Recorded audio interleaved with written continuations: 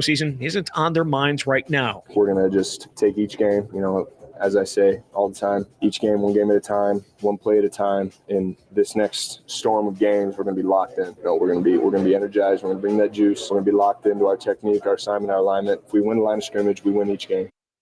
We'll be back on the field tomorrow for the first practice of the week. It'll be the first chance to see where several injured guys are. That includes wide receiver Romeo Dobbs and defensive back Evan Williams. Both were in the concussion protocol when Coach Matt LaFleur spoke yesterday. Again, it'll be the Packers and Seahawks on Sunday night. Turn to the Badgers. They are in the market for a new starting quarterback. This past year's preferred starter, Tyler Van Dyke, entered the transfer portal. He played in just 3 games before tearing his ACL. The transfer portal officially opened yesterday. Rural Mutual Insurance, keeping Wisconsin strong. You're grateful for all the ways technology can connect us. Unfortunately, there are online scammers who want to take advantage. Malicious viruses, phishing scams, and identity theft are more prevalent than ever. That's why Rural Mutual includes cybersecurity protection as an option on every policy. Rural Mutual Insurance, keeping Wisconsin strong. Well, the Badgers going to look to snap a 2-game losing streak tonight when they take on Illinois on the road.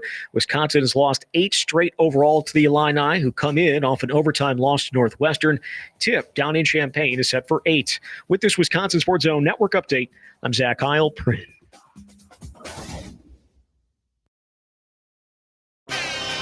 It's a new soup.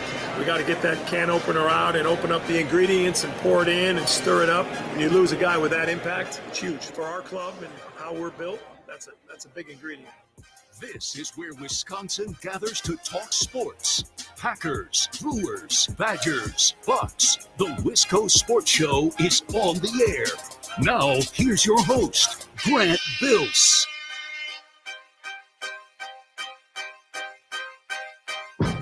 Kind of a fun comment from Pat Murphy. This is my favorite soundbite of the day of all the different pieces of audio and all the chunks of press conferences that Mike Clemens sends me and everything that we played on Bill's show earlier today. That's the soundbite that I keep coming back to. Hey, Murphy, your team kind of lost the heart and soul of the locker room and, everyday starting shortstop. Played every day, hit 30-plus home runs. I don't know that he wasn't an excellent defensive shortstop this year, but he played every day. It's a huge loss. What do you make of that? And Murphy basically goes, well, it'll be like a new soup. Like, okay.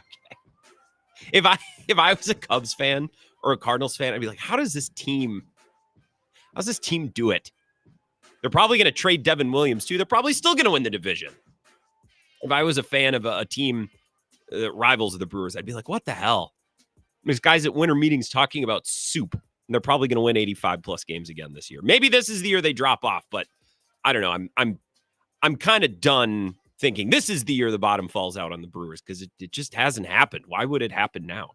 I thought it'd be fun to start with the Pat Murphy comment. I don't want to start with the Brewers, but that was my favorite comment of the day. And, in the doldrums in December and in January as it's dark and cold outside, kind of fun to start with a baseball comment. This is the Wisco Sports Show. My name is Grant Bill's Loaded Show tonight.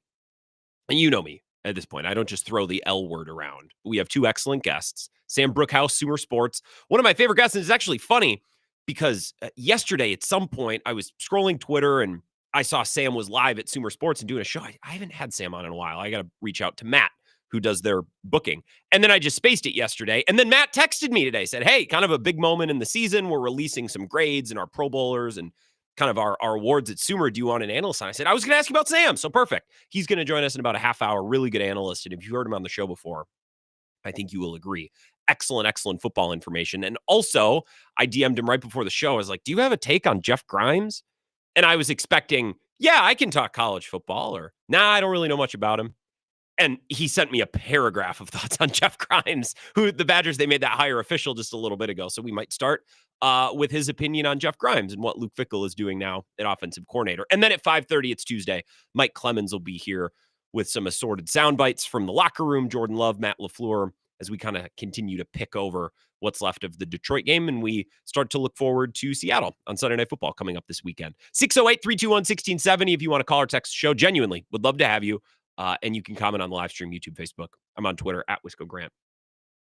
I think for me to correctly do my job today and just this week, for me to correctly be a Wisconsin-based sports talk host, I need to recognize something this week. I need to talk about Jordan Love for a couple minutes to start the show, because this has been a roller coaster year for him in a lot of different ways, right? He suffered 2 significant injuries that led him to miss time. He missed games with that knee injury, and then he missed a half against Jacksonville with the groin. Now, he came back quickly, but I think there was a little process where that injury might have lingered. I don't think that injury, the groin lingering, hurt him as much as some other Packers fans think, but he was obviously not able to play his full, robust brand of football. And I think last week in Detroit, we all could see, oh, he's fully healthy now and can do some things physically that he wasn't able to do. So he dealt with those injuries. And then in the process of coming back from both of those injuries, he was limited against Minnesota in the first half, kind of feeling it out. He's in shotgun a lot, especially in Los Angeles. Shout out to Pete Bukowski. He brought that up in the presser in LA. The Minnesota game, like I said, but then Detroit and Chicago. The first Detroit game, he looked a little limited. The Chicago game, still kind of coming back, and now he's fully healthy again. So Jordan Love's had some up and downs with his health.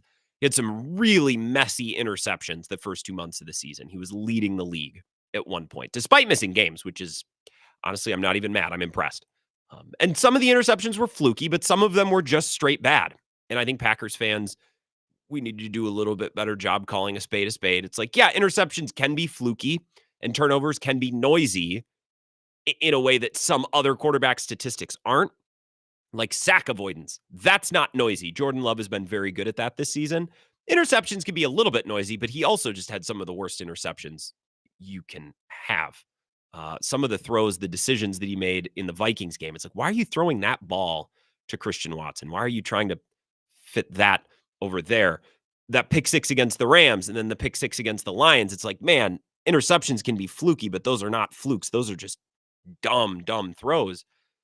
And now that he's healthy, and I think he's cleared up some of the mental cobwebs, he's like, okay, I can't throw back-footed out of the back of my end zone. I can't throw a pick 6 to the Lions going into halftime. He's avoided some of those hammer-headed picks the last couple of weeks. And now that he's actually practicing every day at full capacity, that matters. And I think we undersold that throughout earlier portions of this season. Yeah, he's healthy on Sundays, but can he practice at full tilt?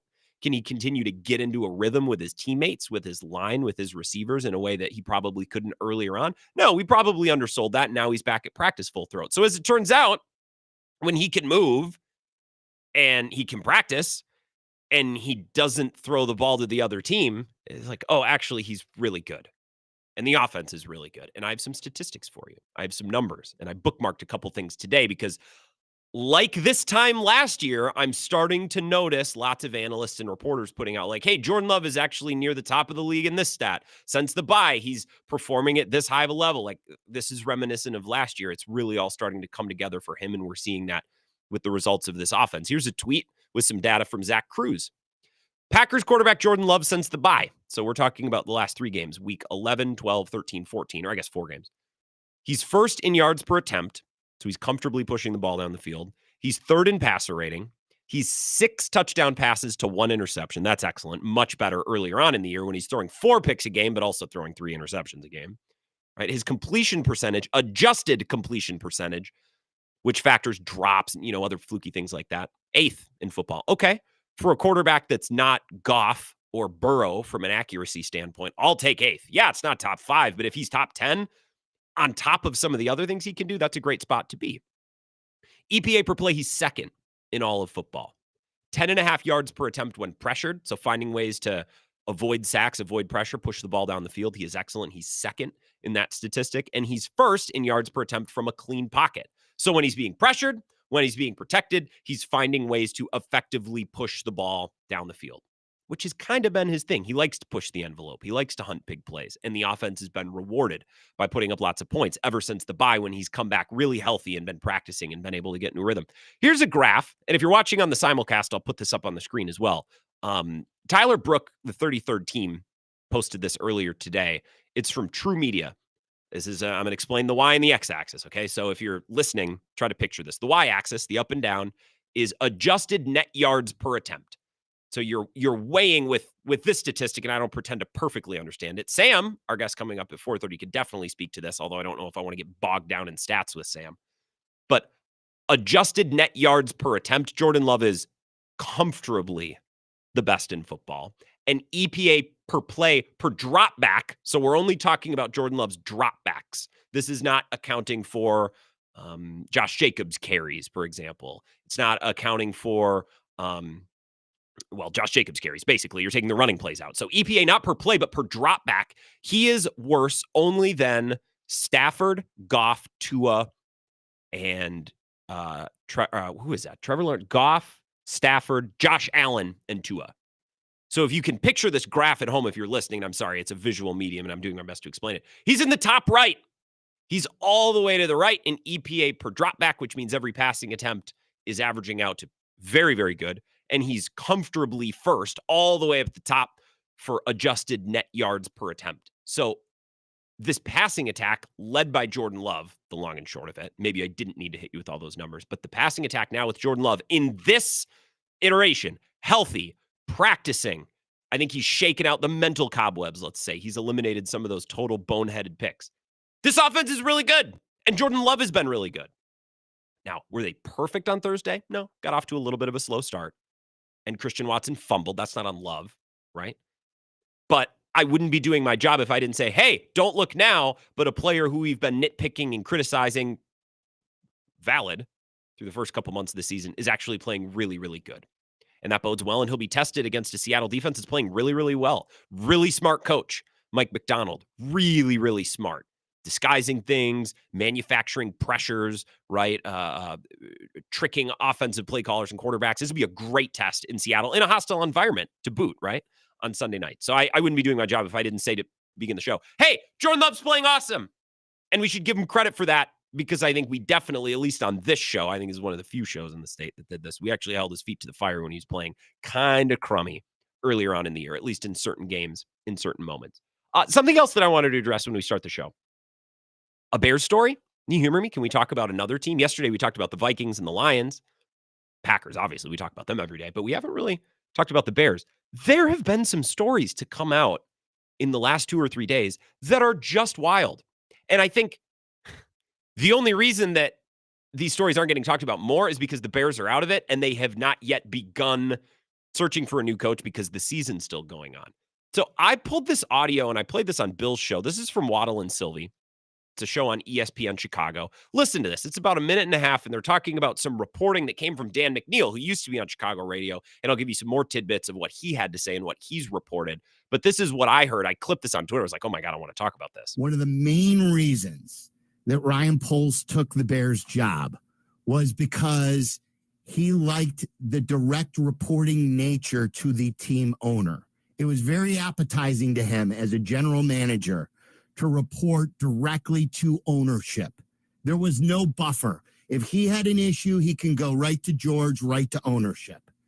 And that when Kevin Warren was hired, he was frustrated with that from the start, that he never loved it. It was not a personal thing with Kevin, but it was something that he didn't like, that he went from reporting to the owner to now having to report to a team president who reports to the owner. There was a go-between. And he was very vocal about that to people he trusted inside the building, that maybe he never would have taken the job to begin with. So now with his not exactly building the team up like he should be, maybe with some of the trust gone of picking the right coach, and maybe with his trust of the organization and not being totally satisfied, this is a theory. This isn't a known thing. I wouldn't be shocked, again, if by the end of the year, there's a mutual parting of the ways. That's an insane, even if it's just a theory. And maybe it's an exaggerated theory. Maybe we're trying to drum something up because it's sports talk radio. But Waddle and Sylvie, that's a legit show in a legit market with legit knowledge. So to say, oh, yeah, the GM might just want to leave. That's insane, right? A head coach wanting to leave because they want to explore other opportunities or because they're at the end of their rope with their current locker room. It's still rare, but that happens because head coaches get hired again. Typically, once a general manager is fired, they don't get another crack. Now, this might be a little different because I think Ryan Poles done a pretty good job. So maybe he gets another job down the line. But to leave one of 32 like big chairs of running an NFL team, creating a roster, picking the players. It's a dream job for so many people, so many smart, qualified people. To leave that job speaks to the situation and how bad it must be in that building, how dysfunctional or how unhappy or how clunky it all. Use whatever word you want. I'll give you another report. And I don't just mean to read the reporting, but this comes from Ryan Glass-Steagall, who's been on the show, the New York Post. He aggregated, that's not fair. He's more than an aggregator, but his story at the Post from the other day kind of puts all of the information neatly into a package for us. The Bears could have had Jim Harbaugh roaming the sidelines this season, but team president Kevin Warren put the kibosh on the idea. That's according to reports from Chicago sports talk host Dan McNeil and former NFL general manager Michael Lombardi. McNeil, who hosts a podcast on the Bet Rivers Network and was a longtime host at 670, in my opinion, should still probably be there. He was fired for a dumb reason, but that's a separate thing. Got the ball rolling with a post on Thursday morning. Breaking, Jim Harbaugh wanted to talk to the Bears in January, but Kevin Warren quashed it. Via longtime team employee, Harbaugh expressed interest in the job. The staffer told Ryan Poles, who told Warren the president dismissed it summarily. Does that mean offhand? I'm not 100% sure what that means, but I don't think we need to know 100% what it means. We get the vibe, right? Lombardi vouched for the report during an appearance on the Pat McAfee show. Kevin Warren is running that team. Let's make no mistake about that. You can sit there and say that it's someone else, but he is. It's Michael Lombardi. And that story about Jim Harbaugh is completely true. Remember, Warren and Harbaugh had some differences. When Warren was the commissioner of the Big Ten and Harbaugh was at Michigan, but there were two teams Jim Harbaugh would have loved to work for. The Bears, who he played for, and Raiders, who he worked for in his first coaching job, but neither team decided to go after him, which is, of course they didn't, because they're stupid and dumb and they never do anything right. A Bears spokesperson did not immediately respond to a request for comment from the reports. Instead of making a play for Harbaugh, the Bears opted to bring back Matt Eberflus for the season. At 4-8, the Bears fired him. First time the org has ever done that. As Lombardi mentioned, Harbaugh and Warren butted heads during their time together. Harbaugh was critical of the decision that Warren made to cancel the season. And of course, why would he not be critical of that? Our student athletes and coaches want to compete, Harbaugh said after Warren had announced the season would be canceled. They have committed, trained, and prepared their entire lives for this opportunity, and I know how much they're disappointed at this time. I share in their disappointment today. It was later reversed, blah, blah, blah. The rest is history, right? We know this. This is an insane story. Right now, I wonder, and Bill brought this up earlier today, could Ryan Poles have wanted to move on from Eberflus this offseason? And Kevin Warren was the one who said, actually, no, I don't want to do that. And as we've heard from people in the know, Kevin Warren is the one in charge. That's just nuts. That's nuts. And this is another example. Throw this story in the pile, and it's a pile that I've been adding to all season long, really since week one, this NFL season of, hey, you know what? There's a lot more to winning in the NFL than just having really good players. And I think the Bears have some excellent players. Yeah, their O-line isn't great, and they have certain weaknesses, but no team is perfect. There's not a single team in the NFL where you're like, damn, they're great at every position. And you know what? They also have depth at every position. That team doesn't exist, right? The Bears have weaknesses at O-line, but lots of teams have weaknesses everywhere. The Packers really don't have any corners right now. And they've won 9 games, despite missing their quarterback for a couple of those, right?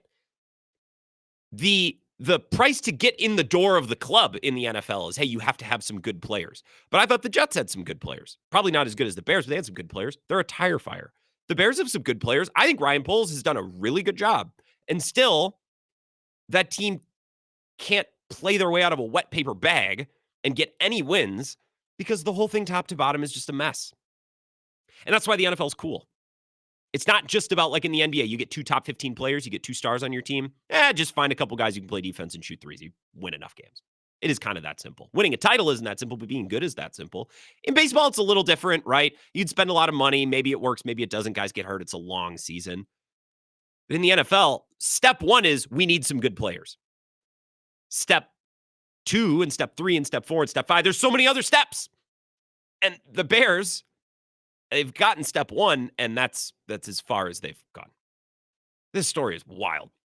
And I'm really interested to see where it goes this offseason. Like, could a general manager actually just be like, you know what, I'm good. I'm going to see if anyone else wants me. Because this Kevin Warren guy is just, he's crushing the vibe. I just think it's interesting. That's all. I like interesting. I try to bring you interesting things. All right, let's take a break. If you have any thoughts on the Packers or anything related to the Bears, I don't think we're going to talk about this for an hour, but I thought it was interesting and I wanted to share it with you. 608-321-1670. Some of your thoughts before we get to Sam Bruchhaus at 4:30. Next. This is the Wisco Sports Show with Grant Bills on the Wisconsin Sports Zone Radio Network.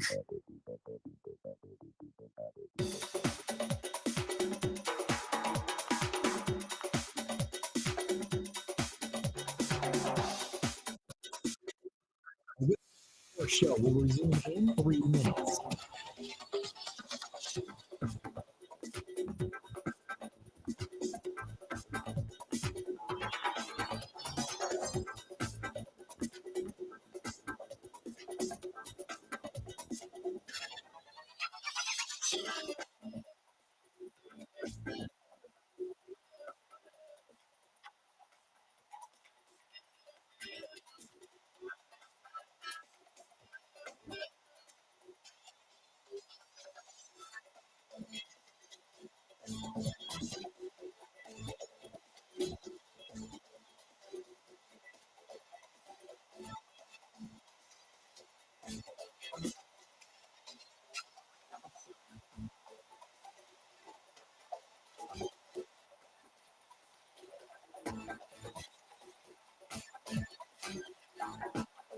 The Wisco Sports Show will resume in 2 minutes.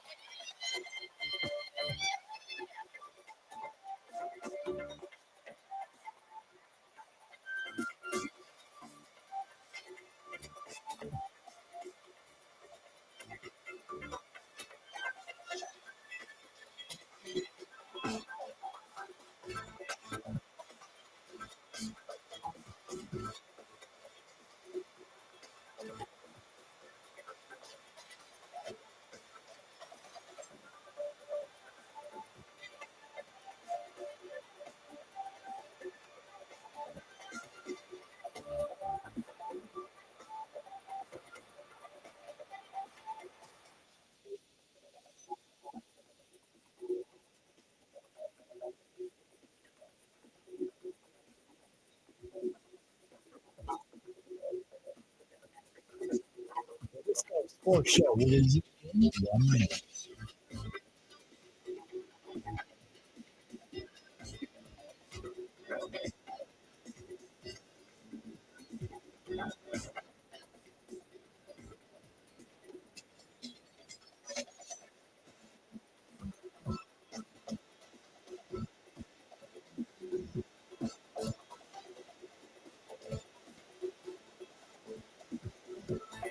The Wisco Sports Show will resume in 30 seconds.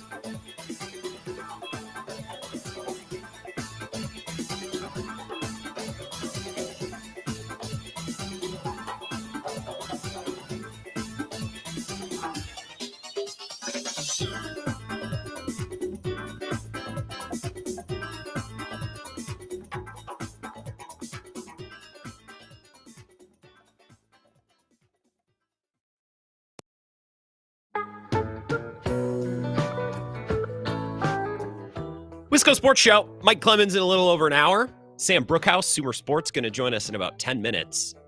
He has a Jeff Grimes take as well.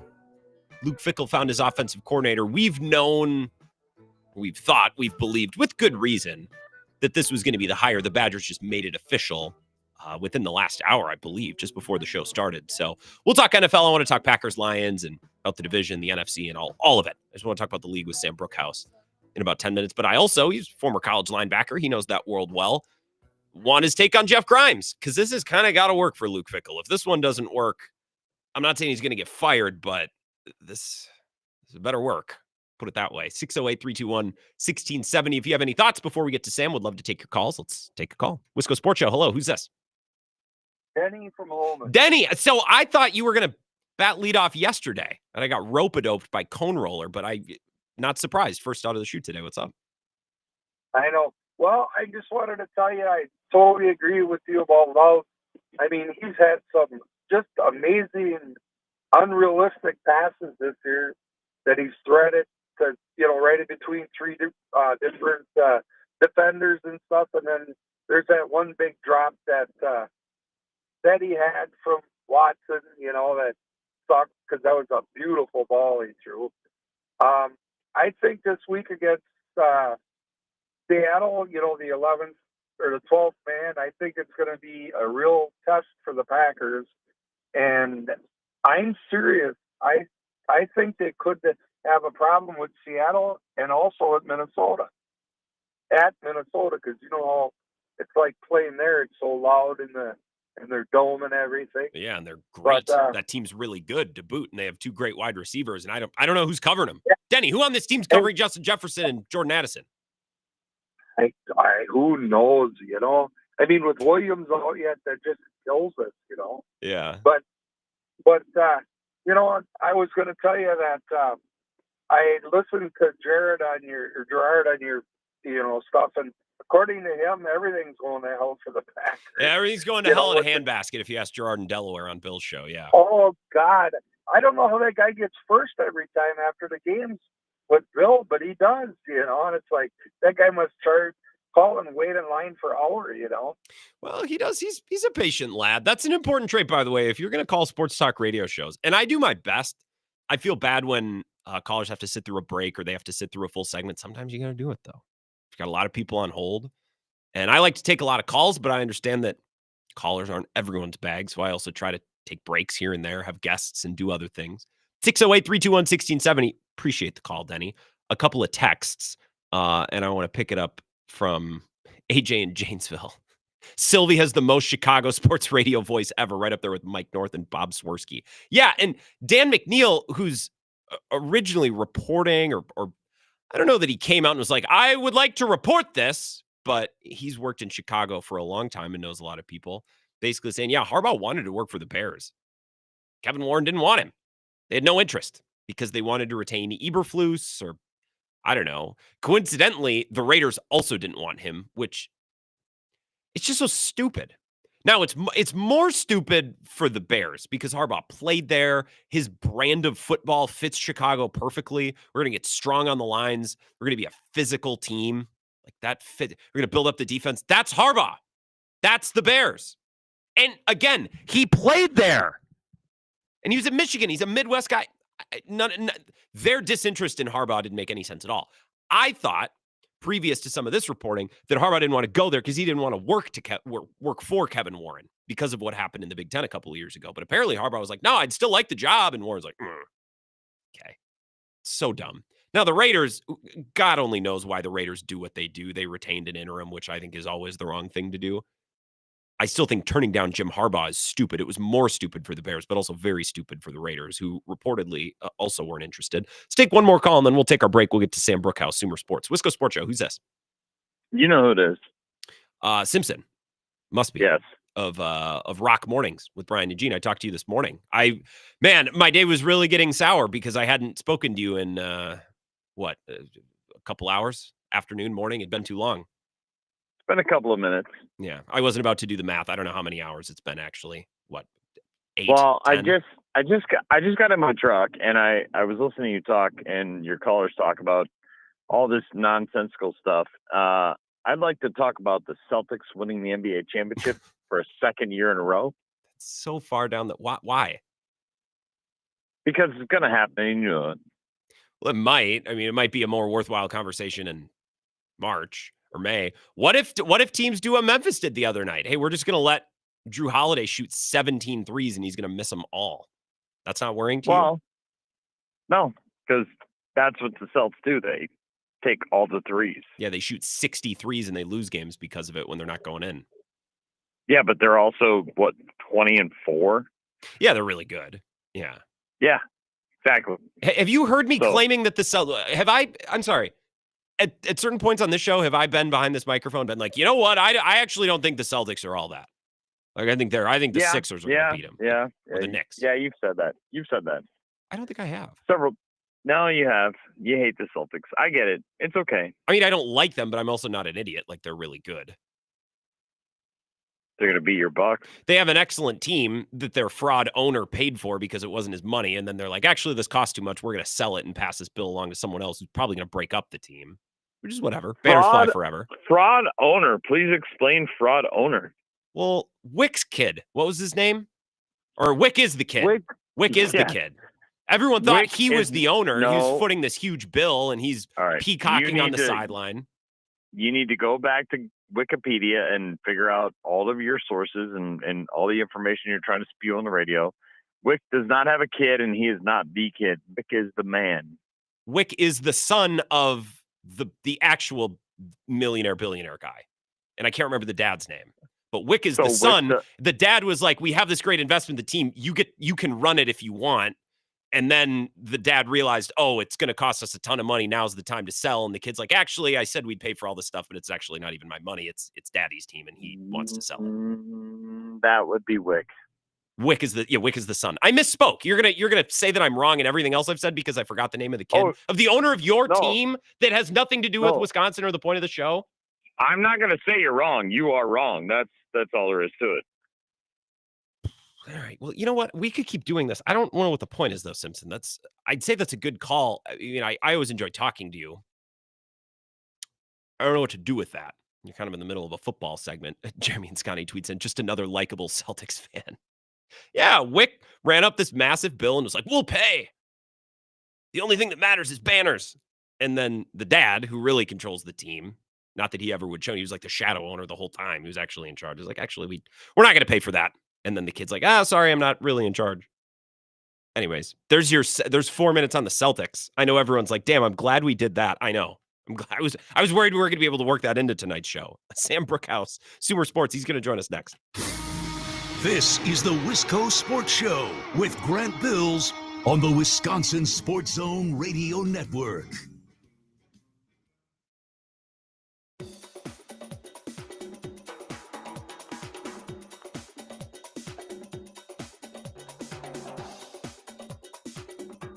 The Wisco Sports Show will resume in 5 minutes.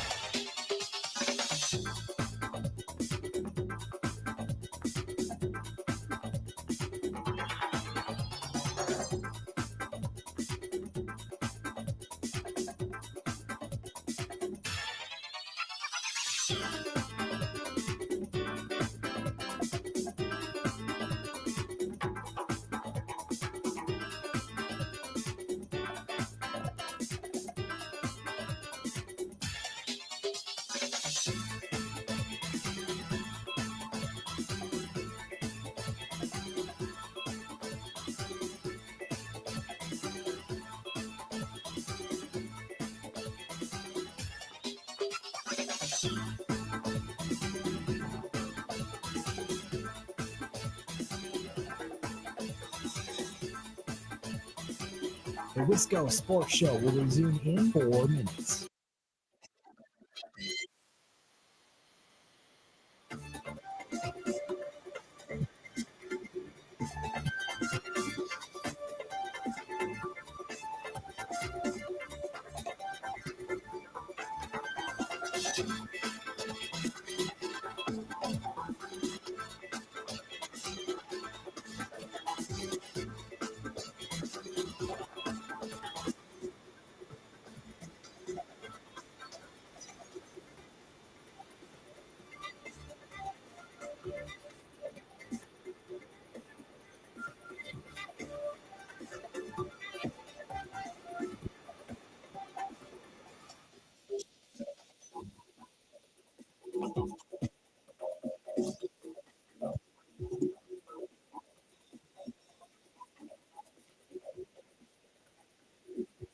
Wisco Sports Show will resume in 8 minutes.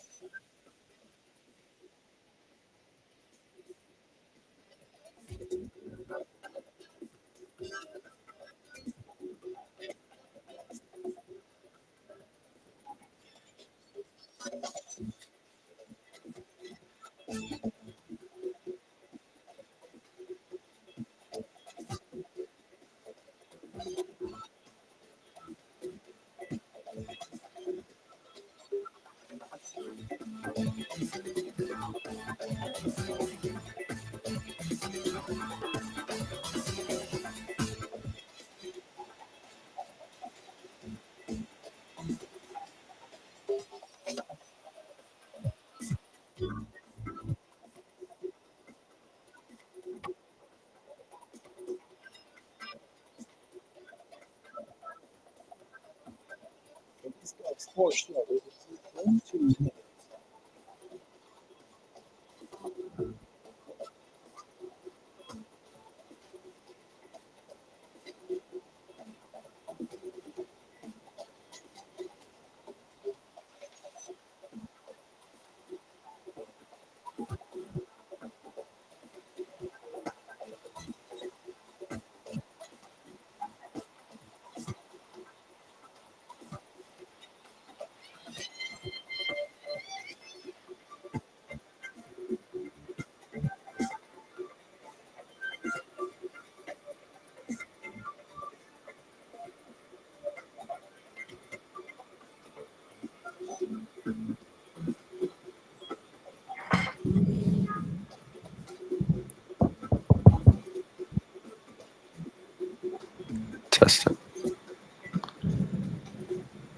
Wisco Sports Show will resume in 1 minute.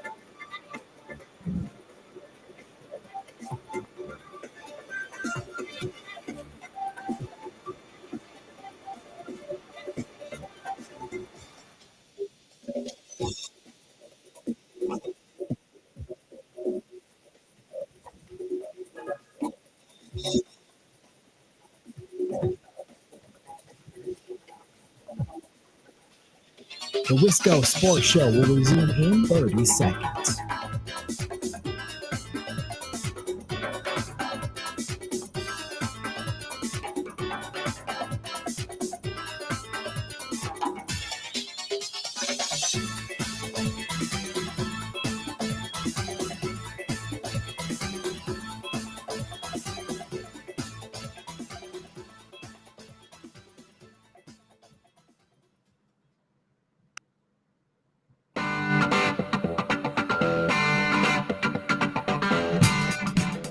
Wisco Sports Show. Mike Clemens in an hour. He'll join us from Green Bay. Latest on the Packers, injury situations, and their schedule's a little wacky. They met with the media, I think, on Sunday. I think because they played on a Thursday, which means Wednesdays become Mondays, and I can't keep track of things. Luckily, Mike can. We'll talk with him in about an hour and start to look forward towards the Seahawks on Sunday Night Football, which is going to be an absolute blast and a half of a matchup. Joining us now, Sam Bruchhaus, Sumer Sports, is here. He's back, which is great because I was thinking yesterday, it's like, I haven't had Sam on in a little bit. And then Matt, who works at Sumer, texted me today, big week for Sumer. I'm like, yes, absolutely. Let's get Sam back on. He also played college football, linebacker at Tulane. And you have Jeff Grimes takes. I was almost joking when I asked you before the show. I was like, do you have a Jeff Grimes take? Because Luke Fickell hired him. Tell me about Jeff Grimes, because I don't really know anything about this guy. Well, look, here's my general shtick with coaches. And I always talk about how I'm a little bit biased just from the way I came up in college football. I came from a coach who worked his way up from high school over the course of 30, 40 years. And as a result, that comes with a certain, way of doing things. And so I've always been, generally a little more skeptical of, quote, retread coaches, though Grimes has done a good job at multiple spots, so you can't really ding that too much. I know the MO was to go out and get a guy who has a physical running game. Grimes has shown the ability to do that both at Baylor and at Kansas this year. So it's really tough to evaluate, because sometimes you bring in a guy who's been multiple different places and been at the peak, almost winning the Burroughs Award, and been fired, and it may not mesh at any given point in time. But I think this is probably a much better direction than the Longo direction, which I never really kind of understood the more air raidy type system coming in at Wisconsin. Well, this has been a whole thing. The Phil Longo thing has been such a thing. It's like, I don't know if Fickell thought that they had the talent to do Longo's things. Like early on this year, it seemed as though Phil Longo was being forced to maybe run some stuff that he didn't want to run. And I wonder how much of this hire is, well, we tried it the other way and now we got to go way back the other way. And maybe Grimes is the other way. I don't know, but this kind of has to work for Fickell, because the first 2 years in Wisconsin have not brought results, even in a difficult Big Ten. And people get that, but I mean, they're getting blasted by Iowa and Nebraska and Minnesota. If you lose to Oregon, that's one thing, but they're losing to teams they've always beaten. That much, those opponents haven't changed. Right. And I've loved Fickell as a coach throughout his whole career. I played against him while I was at Tulane and they were at Cincinnati. And as you mentioned, they were a power team. You had Desmond Ridder, who, given what he's turned into the NFL, it may not be believable, but he was a power quarterback. He was a guy who drove the ball down the field and was able to run really well. They always had a good run game. They were always immensely physical on defense. Unfortunately, as Packers fans know, with Ivan Pace over there at the Vikings. Mm-hmm. And so it's just interesting kind of how it's gone. I think perhaps there was a thought that in order to keep up with the Ohio States of the world and the Penn States, particularly as we go into an NIL zone, that you had to do something different. I think he tried to do something different than was his, typical resume. And I think this is a switch back to more, we're going to play Wisconsin football and we're going to play Luke Fickell football.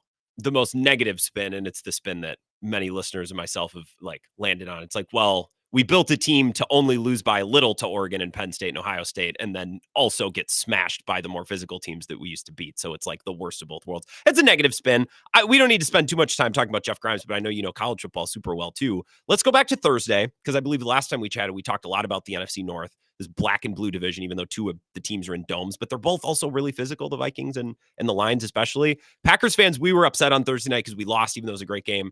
Like, what did the impartial analyst come away from that game thinking and talking about? Look, you can only be so impartial at any given point in time. But if I was to remove myself from everything, the key fact that I think is that Packers fans can take solace in is that Dan Campbell did not want Jordan Love having the ball back.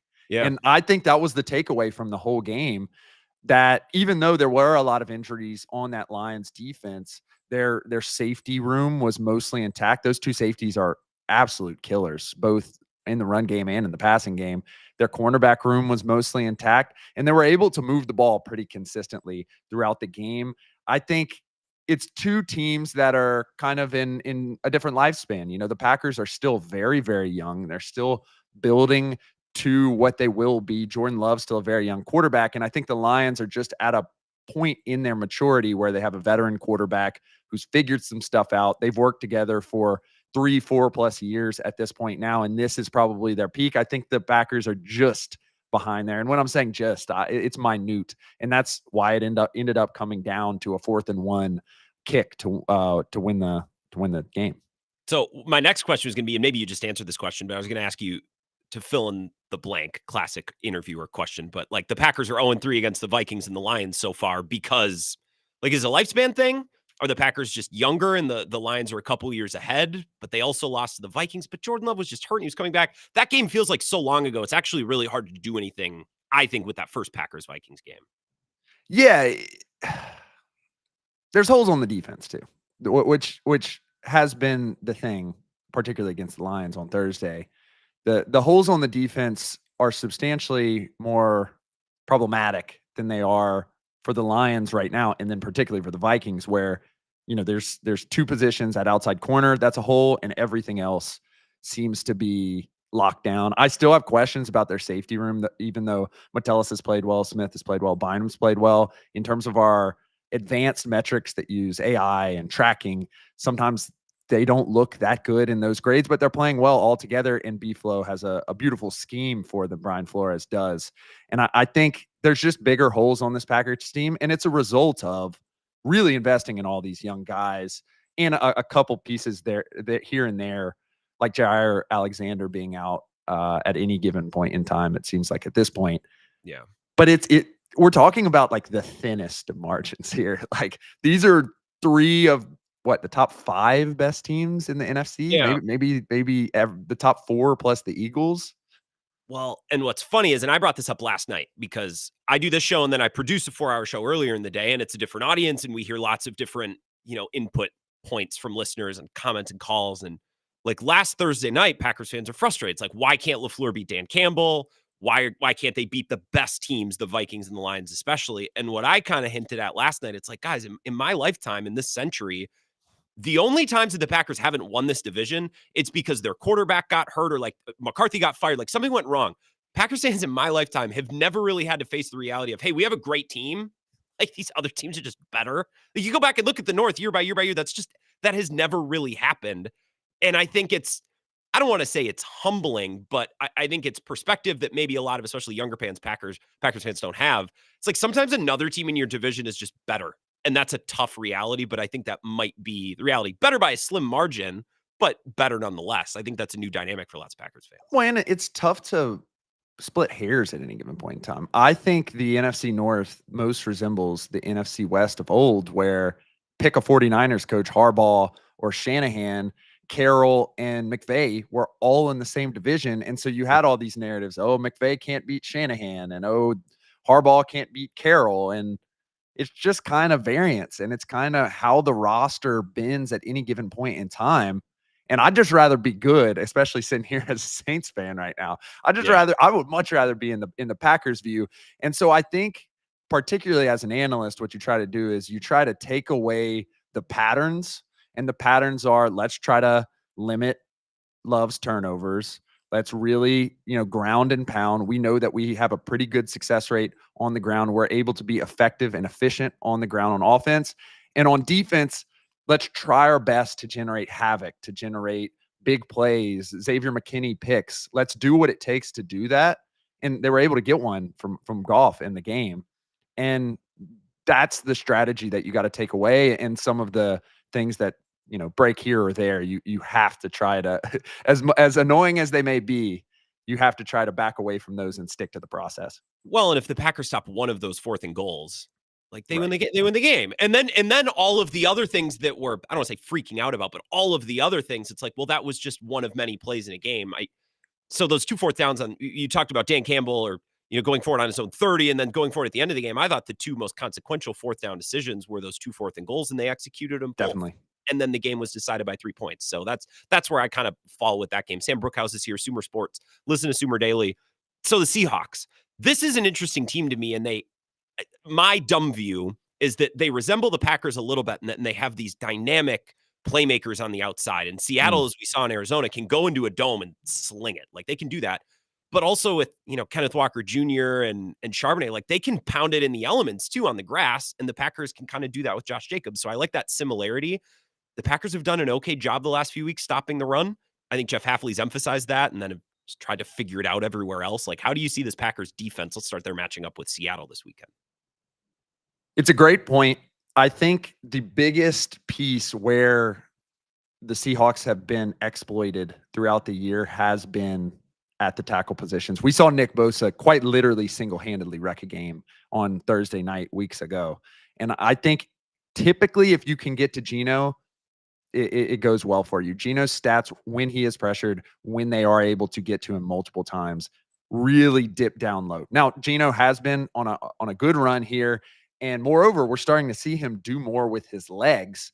So I think it's going to be really a good matchup between the Packers secondary and also those, great weapons, Jackson Smith and Jigba, really the standout there this year. But I think the real battle is in the trenches. If they're able to get pressure on Geno, the Packers defense is going to have a good day and be able to generate those havoc plays that I was talking about.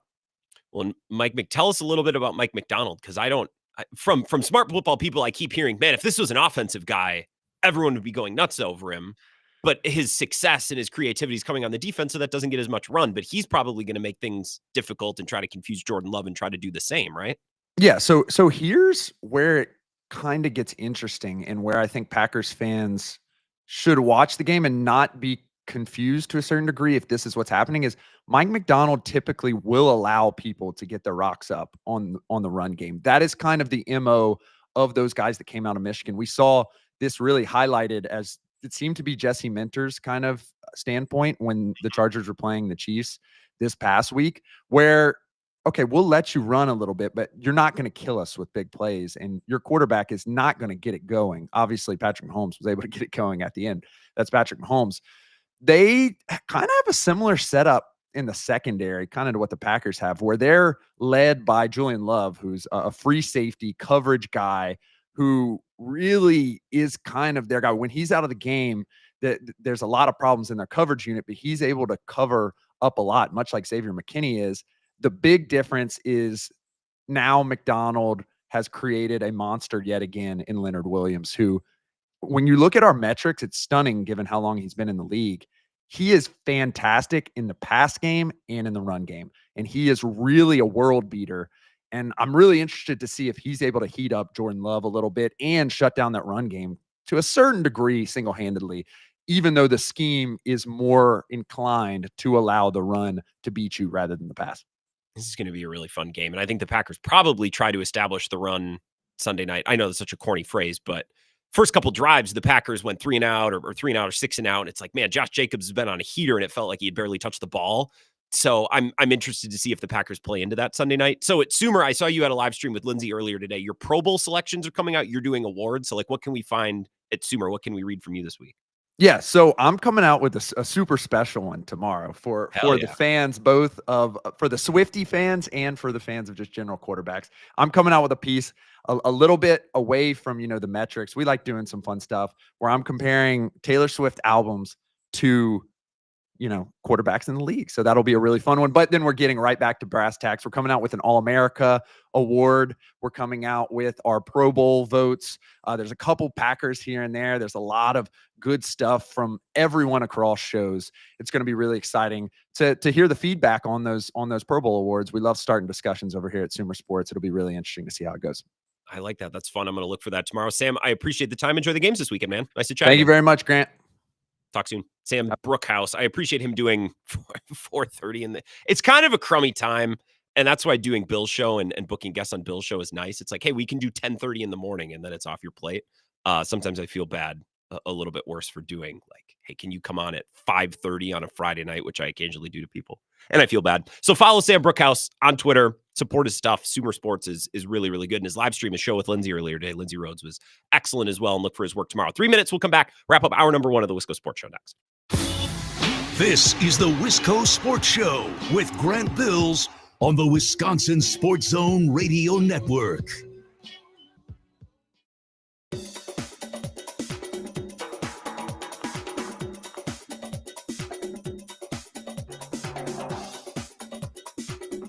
The Wisco Sports Show will resume in 3 minutes.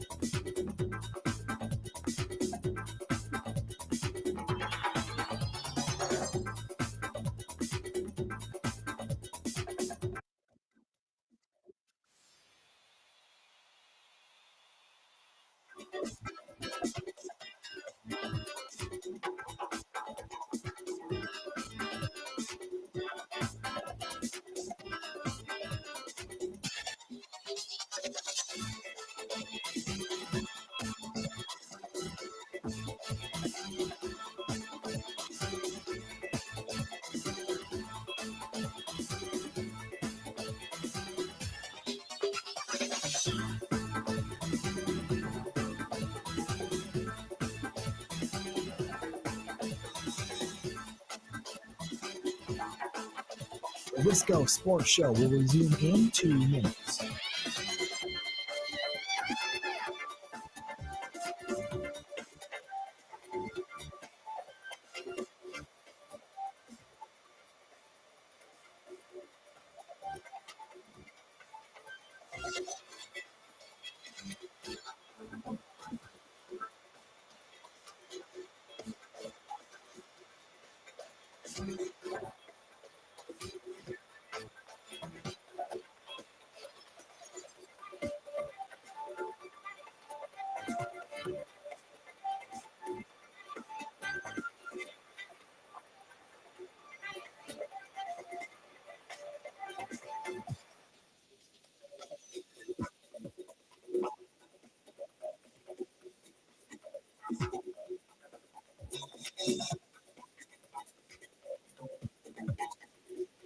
The Wisco Sports Show will resume in 1 minute.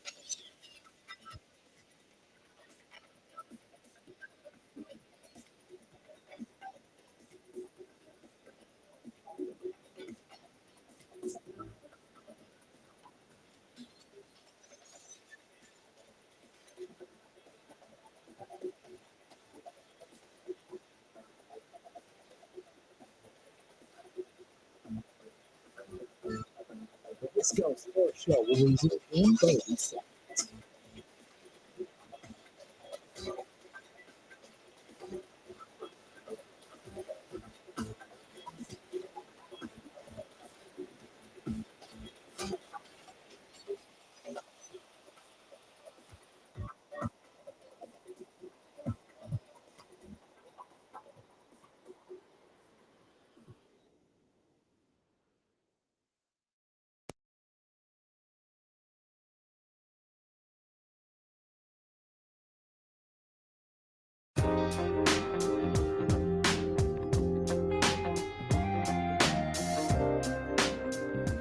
The Wisco Sports Show. Appreciate Sam Bruchhaus. He's on Twitter at Sam Bruchhaus. Very easy to find. You can support his work, find his work, Sumer Sports. If you have any thoughts on any of those thoughts, love to get back to taking your calls as well. 608-321-1670 and Twitter at Wisco Grant. You can tweet me as well, comment on the live stream. Some really good information, some nice perspective on the Jeff Grimes hire too. Sam played at Tulane and played against, as he said, Fickle when he was at Cincinnati. And I mean, that was just a physical smash mouth team. I just wonder, sometimes you can look at a decision that someone makes on anything in life, right? A job they take, someone that they're dating, something that they purchase. You can almost always view people's decisions as a reflection of previous decisions, right?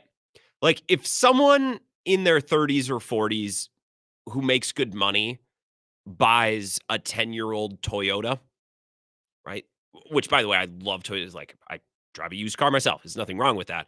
I might think, I wonder if that person once upon a time spent too much time on a car. And this is a little bit of a correction, right?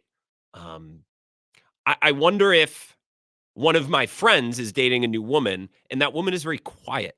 Nothing wrong with being quiet. She's friendly enough, but she doesn't talk a whole lot. She doesn't have a whole lot to say in social settings. I might start to wonder, hey, did that guy once upon a time have an experience with a woman who was really loud and really talkative and was always gossiping and it was always a thing? I wonder if this is a little bit of is that a reversion? If someone takes a job that never requires them to work nights or weekends, right? But let's say they don't have a lot of vacation time. I might think, well, maybe their previous job, they had to work nights and weekends a lot and they got sick of it. And that's why they went this route. Right. You can always view people's decisions, especially as they get older, as adjustments or learned behavior that's following previous decisions. Right. And I just wonder how many of the decisions we see from Luke Fickell moving forward with his staff, with his style of play, with the players that he recruits. I just wonder how many of these decisions are a correction from what he tried to do when he first got here. Like, is Jeff Grimes the anti-Phil Longo? That's how I'm viewing it. And look, if it works, it doesn't matter. I'm not saying that these hires are bad. As you go through life, you learn and you realize, oh, I once did that and that wasn't smart. That didn't work. So I won't do that thing again. You know what I mean? I'm not saying, well, he's only hiring Jeff Grimes because Phil Longo was a bust. Well, Phil Longo was a bust. It didn't work. So he should do something different. I'm just wondering how many of the decisions schematically, right, in recruiting, in the transfer portal, I mean, they just got to get bigger, straight up. They have to get bigger at defensive end, and they have to get bigger on the defensive line. They just have to get bigger on defense. And I'm interested to see how they attack the portal, what kind of players he tries to get, because I think they just got to get bigger and more physical.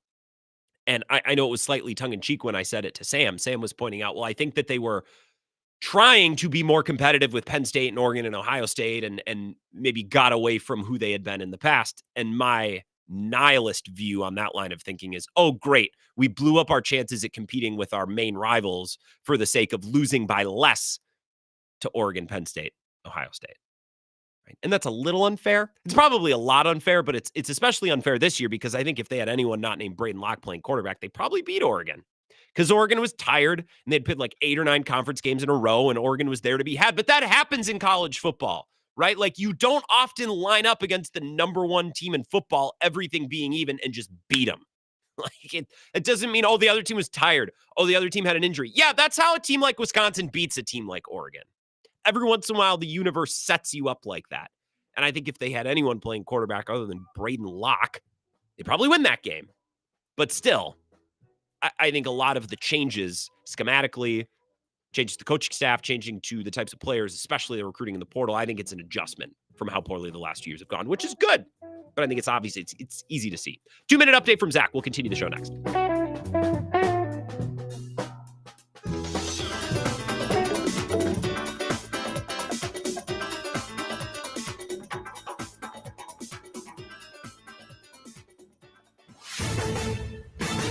This is a Wisconsin Sports Zone update. Well, the Packers are getting a day off. They're going to be back on the field tomorrow to start preparing for a trip out west to face the Seahawks. Green Bay will do so at 9-4, sitting in a good position for a playoff spot with 4 games to go.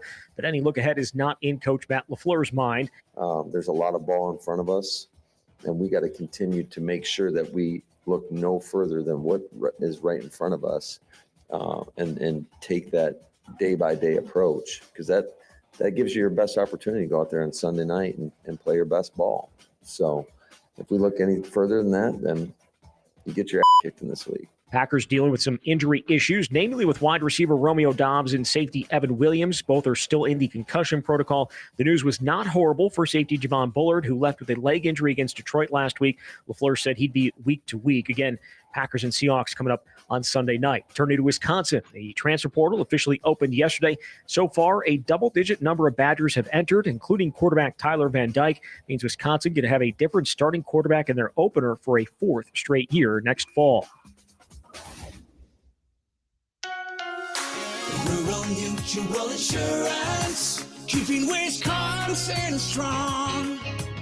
You're grateful for all the ways technology can connect us. Unfortunately, there are online scammers who want to take advantage. Malicious viruses, phishing scams, and identity theft are more prevalent than ever. That's why Rural Mutual includes cybersecurity protection as an option on every policy. Rural Mutual Insurance, keeping Wisconsin strong. Well, it's game day for the Badgers and the Bucks. Wisconsin down at Illinois looking for their first win over the Illini since 2019. Tip there set for 8. And the Bucks hosting the Magic in the quarterfinals of the NBA Cup. The winner gets either the Knicks or the Hawks. With this Wisconsin Sports Zone Network update, I'm Zach Heil. It's a new soup. We got to get that can opener out and open up the ingredients and pour it in and stir it up. When you lose a guy with that impact, it's huge. For our club and how we're built, that's a big ingredient. This is where Wisconsin gathers to talk sports. Packers, Brewers, Badgers, Bucks. The Wisco Sports Show is on the air. Now, here's your host, Grant Bills. I just tweeted something at Wisco Grant. The Brewers posted a graphic and a statement, a thank you to Willie Adames.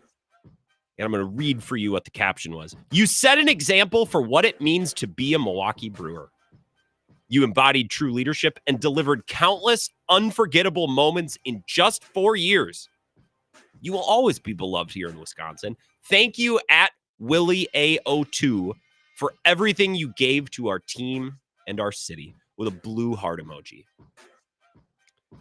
Now, if you're watching on the live stream, I will show you the tweet that they posted when Craig Counsell left, their thank you tweet. And there you go. I just threw it on the live stream. You can see it now. And if you're like, Grant, I'm listening on the radio, I can't see it. What does it say? It says nothing. Not a single word other than a picture that says, thank you, Craig.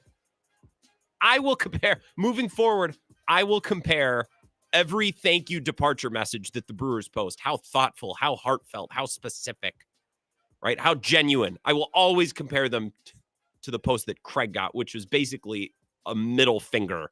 But they're a professional baseball team with a professional Twitter account. They can't just post a middle finger, even though it's what they posted in spirit, if not in practice. Okay, done ranting about the Brewers. Although if you have a Brewers thought, winter meetings are going on right now.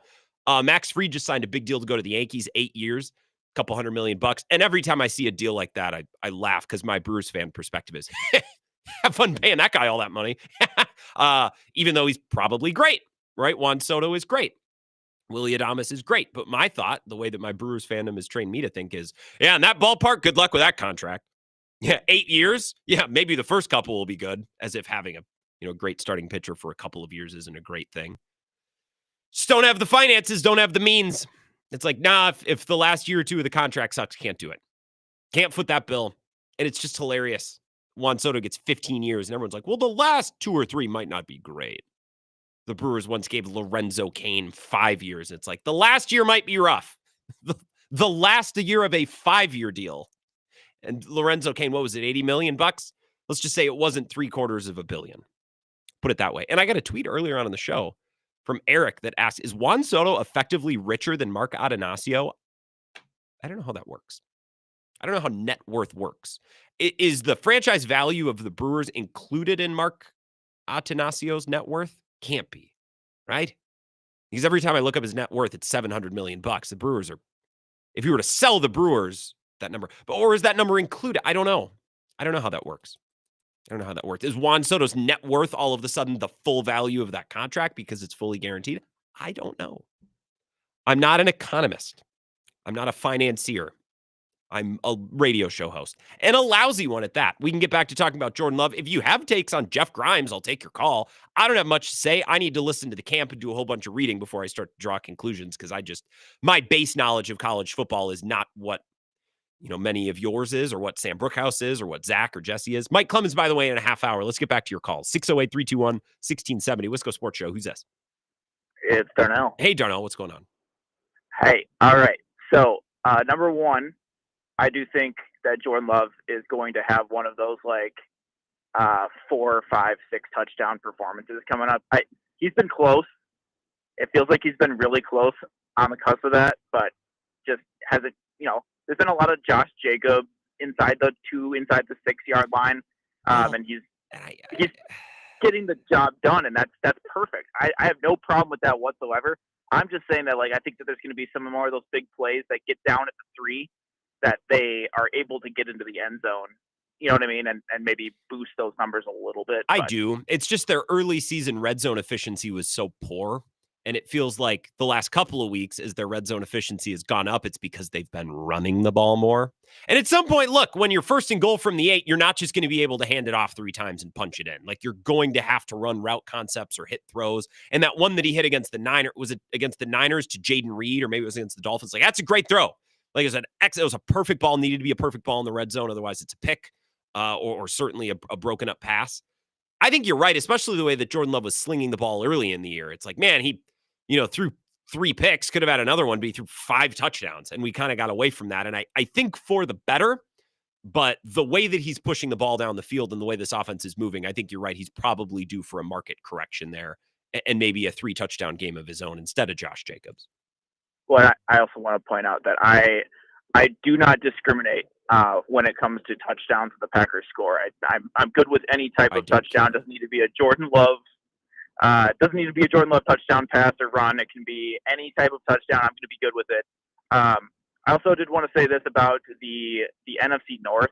Mm-hmm. So I watched the game last week with my parents, and I believe it was, I can't remember, it was 17 on the Lions, scored 2 touchdowns. Can't remember what his name is. Yeah, he's Tim Patrick. Yep. Yeah, he's played for the Broncos. He hadn't played in 2 years, something like that. Hadn't scored a touchdown in 2 years. And when he scored, he did some little dances stuff, and my mom was like, I hate when they do that. I hate when they dance around so crazy in the end zone when they score. And then she quoted Vince Lombardi, right? The when you get to the end zone, act like you've been there before. And she's like, why are the Lions fans so crazy? Why are they all so crazy? Act like you've been there before. And then my dad's like, yeah, they haven't been good. They haven't been there before. They have not been there before. That's why. Yeah. Look, I think that's such a funny. I just like saying that sarcastically. I appreciate it, Darnell. I say, act like you've been there before, even though I don't really mean it. I'm not a big dancing guy. I don't need my athletes. I like Romeo Dobbs. That dude's intimidating as hell. You know what I mean? If you want to hit a gritty or a Dougie or whatever, I don't know. I don't have moves. You throw me on the dance floor at a wedding, and I will ingratiate myself. I will go onto the dance floor, and I will dance, and no one sitting around the reception will be like, what is that? You see that guy over? Look, what is he doing? No one will do that. I'll blend in. I'm a chameleon dancer. I'm great at weddings for that. Hey, give me a couple drinks. Maybe I'll think in my mind I'm showing off. Maybe I'll look a little silly. But I am not someone, I can't hit the TikTok dances.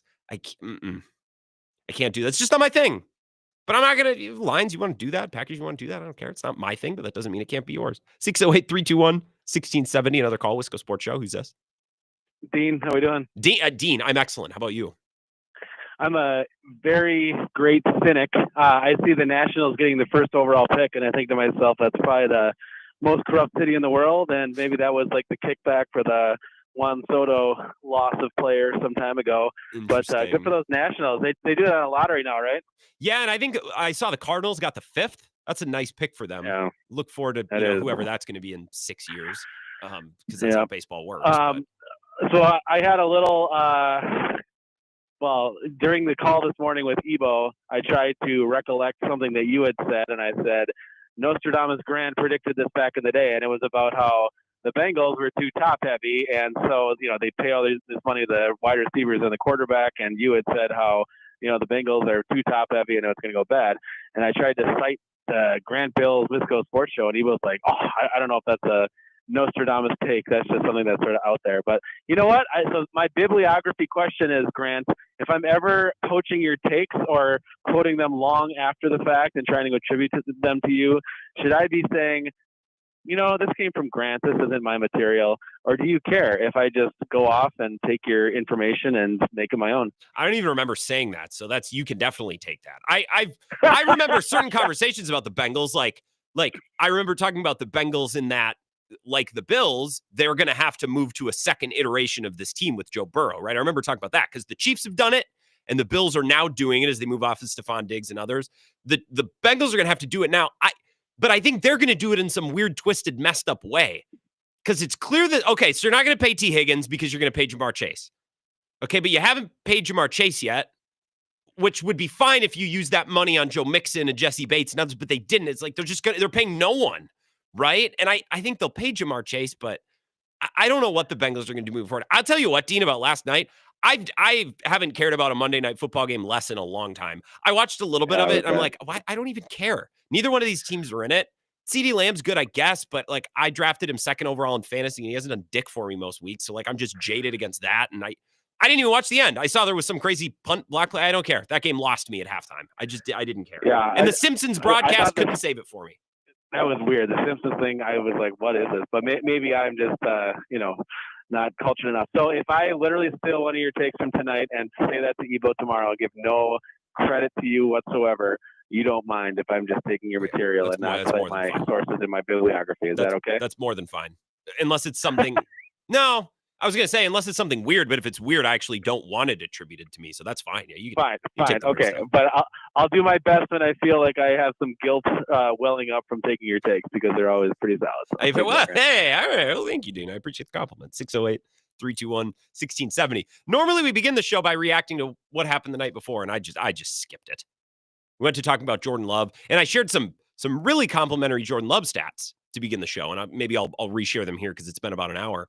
And for those who have recently tuned in or since tuned in, like, I don't think I would be doing my job if I didn't pause in this moment this week and say, hey, don't look now. Jordan Love has actually ironed out a lot of the things that we complained about early in the year. He's healthy. He's moving better. He's practicing routinely and at full tilt. That makes a difference. And I just keep using the phrase, he's shaken off the mental cobwebs. Like he's settled into a point where, I probably can't try to fit that ball in there. And I can't throw that ball up before halftime and hand the other team 6 points. I just can't do it. And that combination of factors has really got him playing well. I shared these numbers from Zach Cruz. He's first in yards per attempt, third in passer rating. Since the bye, 6 touchdowns, 1 interception. Completion percentage, adjusted completion percentage, if you take out drops, is 8th, which doesn't sound like rock star level, but Jordan Love is not pinpoint accuracy guy. He's never going to be Jared Goff or Joe Burrow in that like machine level precision. EPA per play is second. That's the least surprising thing ever, given how this guy likes to push the ball down the field. He's second in yards per attempt when pressured and first in yards per attempt from clean pockets. He's playing excellent football, and that shakes out in some of the advanced numbers too. If you look at EPA per dropback, he's behind only Josh Allen, Jared Goff, Tua, Matthew Stafford.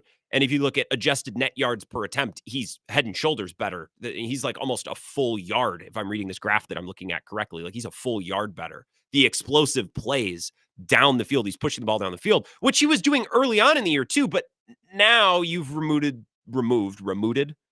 eliminated the hammerhead plays where it's like, dude, what is that throw? Because one bad decision, one bad throw can take away from like 3 or 4 more good ones. I'm not a statistician, but the bad plays that cost you a possession outweigh a nice 25-yard completion, assuming the 25-yard completion doesn't score a touchdown, right? You don't have to be a statistician to understand that. That's just basic common sense with how football works, right? You can make 3 or 4 great throws, but if you make one hammer-headed dumb interception, okay, well, all of those great throws go for naught. 608-321-1670, celebrating Jordan Love's turnaround a little bit. And he wasn't that awful, but things have just kind of settled in for him. And he's really, really playing at a high level, and you're seeing it with the results of this offense. Wisco Sports Show. Let's go to another caller. Who's this? This is Barry in Bloomer. Carrie or Perry? Barry with a B. Oh, Barry. Oh, hell yeah. I love the alliteration. What's going on, Barry? Thanks for listening up in Bloomer. I can't remember the last time, if ever, that we've had a Bloomer caller. I love that. Well, I've taken a break from my jump roping here to call into your show. I don't really love the Jeff Grimes hire. He might be a decent coach. I'm not sure. I like that we're returning to more of a physical brand of football, but having either a head coach or offensive coordinator who's a quarterback guy, it doesn't seem to make a whole lot of sense to me. So you don't like the fact that he's splitting it, that we're going to have an offensive coordinator that's going to set this, ground and pound, more traditional power offense, and then also a guy's going to coach a quarterback. You'd want it to be the same guy? Well, do we? And I'm kind of late to the party here. They haven't announced who that person's going to be yet, correct? Correct. Right? Yep. And I haven't even seen it unofficially announced. Like, we knew Grimes was going to be the guy a couple days ago. We haven't seen anything official or unofficial on a quarterback's coach. Right. So if you want a passing game coordinator and a quarterback coach, that's great. But how quality of a first candidate are you going to have to do that? If it's going to be a co-offensive coordinator, sure, with the guy in Grimes who there's victory views on, a program where, of course, I'm a strong Badger fan. It doesn't. The overall trajectory seems either neutral at best or maybe slightly downward. The momentum certainly isn't there right now. I mean, how good of a candidate are you going to get to do that job? I guess in theory it sounds good, but kind of show me who that person is, and then I feel maybe potentially different, but I don't have too high of expectations. No. Okay, so there's a lot of great points that you just made, Barry. You gave me a lot to go off there. I appreciate it. Thank you for listening up in Bloomer on Sports Talk 105.1. Okay, so when teams are hiring coordinators, there's certain factors that allow or prevent those teams or the general managers, the head coaches from getting the best candidates, right? So, and I've talked about this in the NFL. When an NFL head coach is looking for a new coordinator, well, if Matt LaFleur is looking for an offensive coordinator and Dan Quinn is looking for an offensive coordinator, Dan Quinn is probably going to attract the more qualified, more proven candidates, because whoever comes to be the offensive coordinator, Dan Quinn, is going to get to call plays, is going to have free run of the offense. Like, he's in charge of it because Dan Quinn is a defensive guy. Matt LaFleur might hire an offensive coordinator, but if you have your pick of the litter, if you are the prized, if you're the hot name on the offensive coordinator market, why would you want to go be the offensive coordinator under a coach that's going to get all the credit for your offense anyways? Why would you want to go be an offensive coordinator under a guy that's going to call plays anyways, right? So that when coaches are hiring coordinators in the NFL, you attract different level of candidates depending on, the qualities of the job. The qualities of being an OC under a defensive versus offensive minded head coach are very different. And therefore you're going to attract different types of candidates.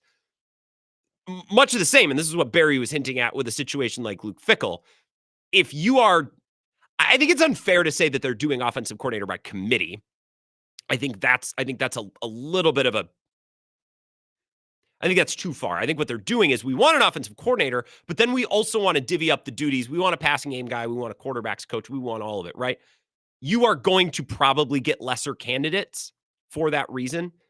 If you are opening up the job, it's like, hey, you're going to come in here, hire everyone you want, bring in your own staff, install whatever system you want, coach the quarterbacks how you see fit. It's your kingdom. We're giving you lay of the land. That's not really what the Badgers are doing.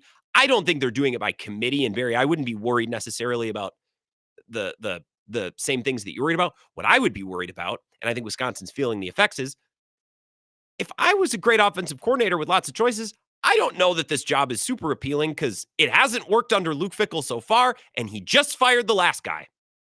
So if things go south again, Luke Fickell might not fire you. Luke Fickell himself might be fired at some point, and then you're out on your ass after moving to Madison and buying a house, right? So these candidates, they don't just look at the qualities of the job, they look at the stability of the job. And coaching for the University of Wisconsin under Luke Fickell in Madison, I'm not acting like that's a good gig. But if you have your pick of the litter and you can go work anywhere for anyone because you are top of the market as a potential coordinator, you probably want to go somewhere where you feel like, man, if this doesn't work, we're all out on our ass. And I don't think Wisconsin's gotten to that place yet, but that's where it's trending, right? So, Barry, you made some really good points. There are all these different factors that come into play when an NFL coach is hiring coordinators or when a general manager is hiring a coach. Like, that's another thing, right? If a general manager is on shaky ground, do I want to come be that guy's coach? Is he going to fire me out of self-preservation, or are we all going to get blown out by the owner, right? These are all factors at play. And of course, they attract certain level candidates, just like any run-of-the-mill job in everyday life would. A little bit late for a break. Let's take a 3-minute pause. If you have any more thoughts on the other side of this break, we could do that. And then we got Mike Clemens looming at 5:35. A lot more of the Wisco Sports Show still to come. This is the Wisco Sports Show with Grant Bills on the Wisconsin Sports Zone Radio Network.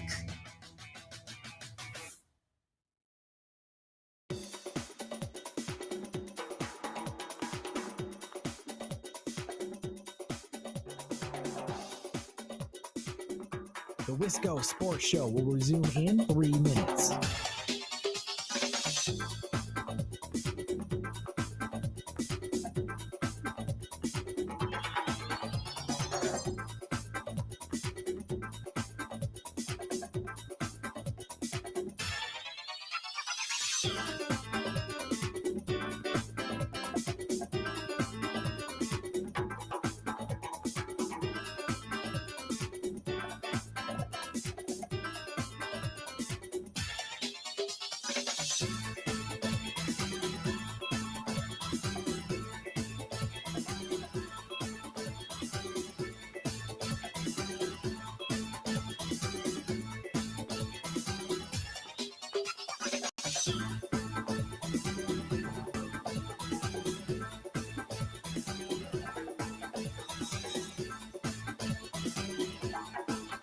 The Wisco.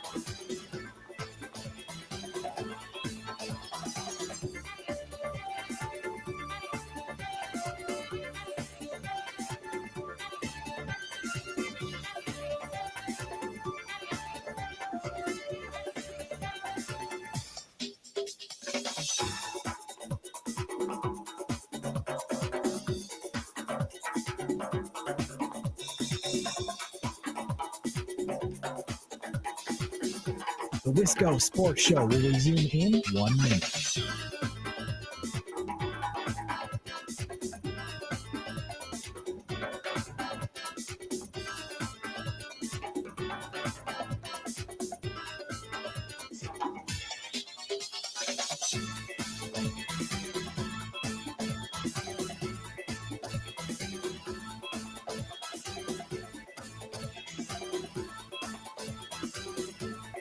The Wisco Sports Show will resume in 30 seconds.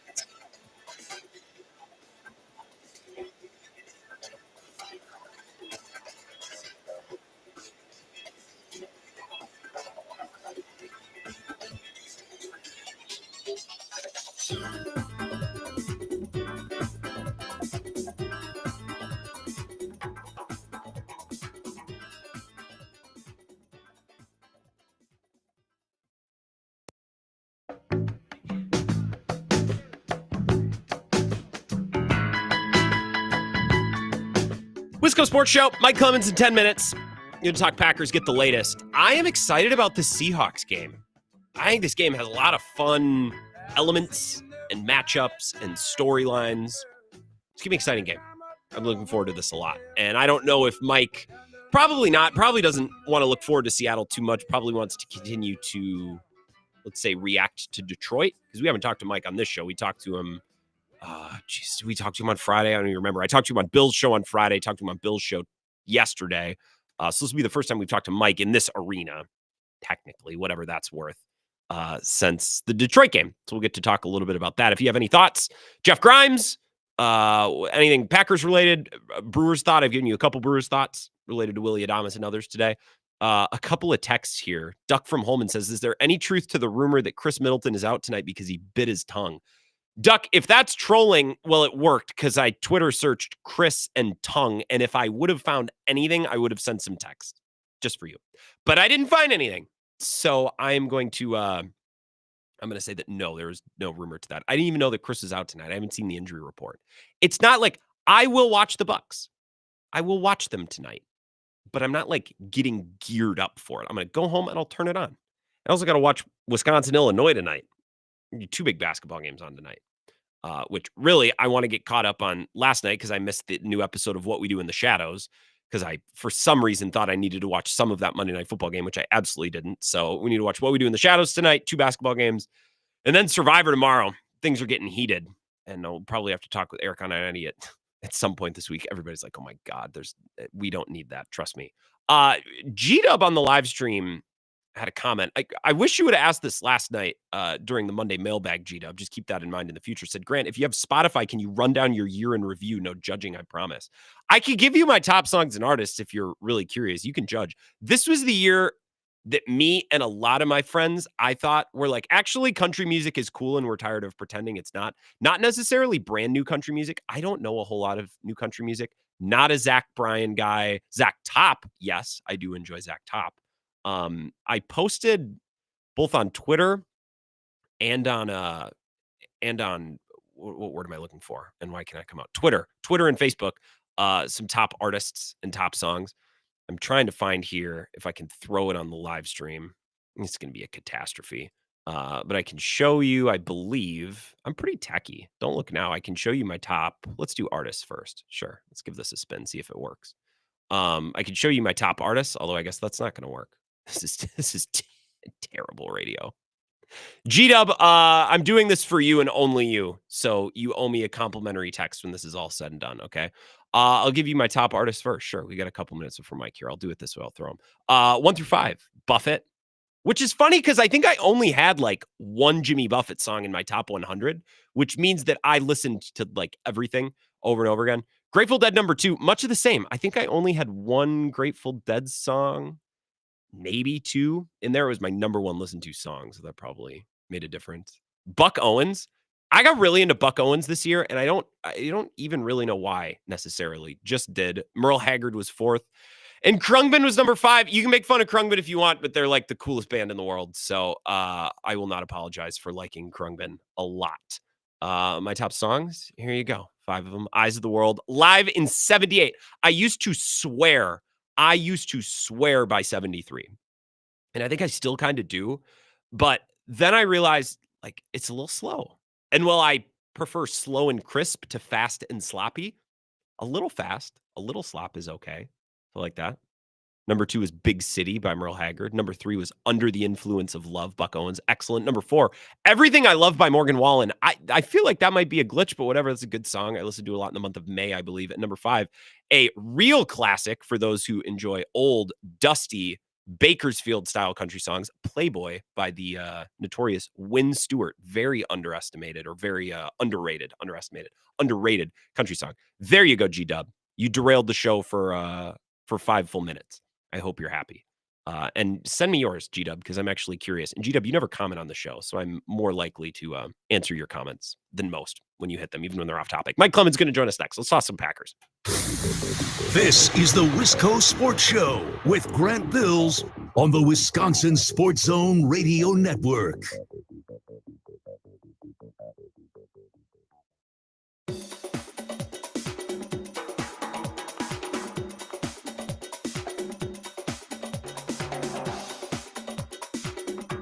The Wisco Sports Show will resume in 5 minutes.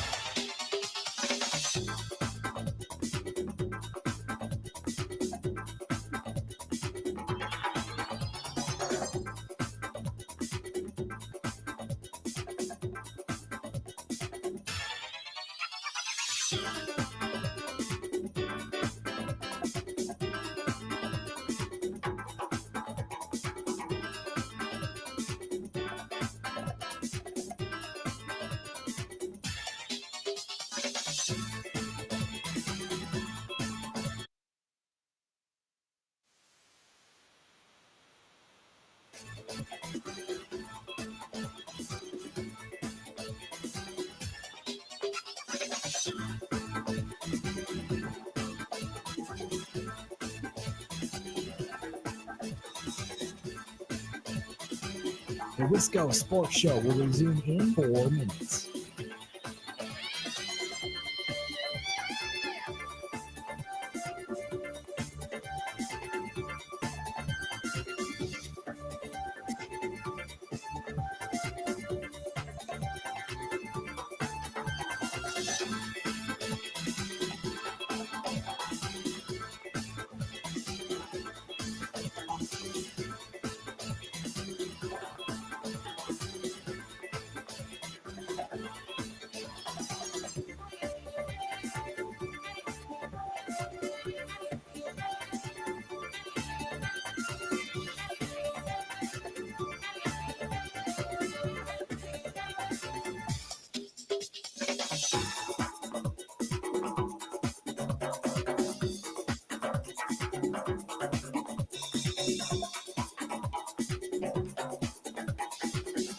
The Wisco Sports Show will resume in 3 minutes.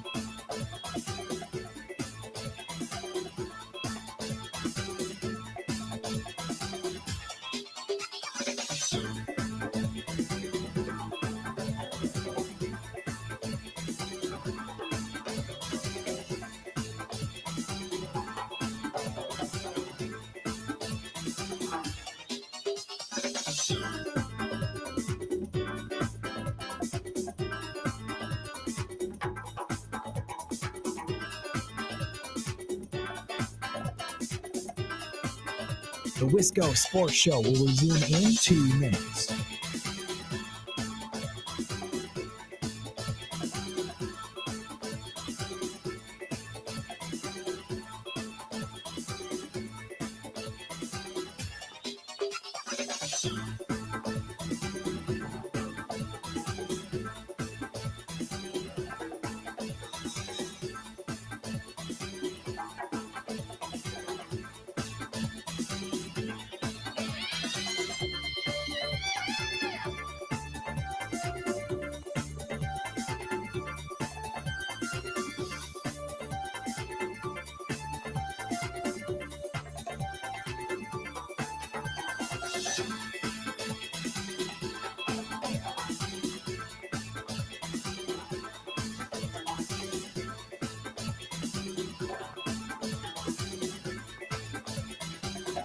The Wisco Sports Show will resume in 1 minute.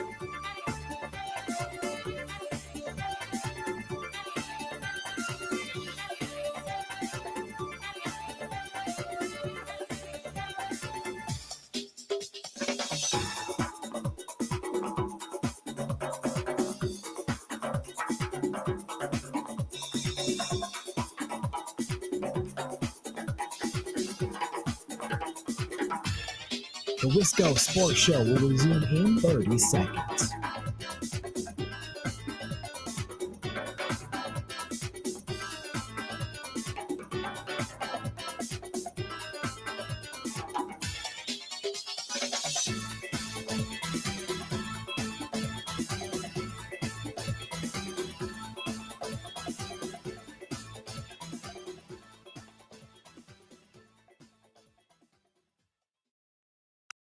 That's one thing that we just got to continue to take it a week at a time, like we always talk about.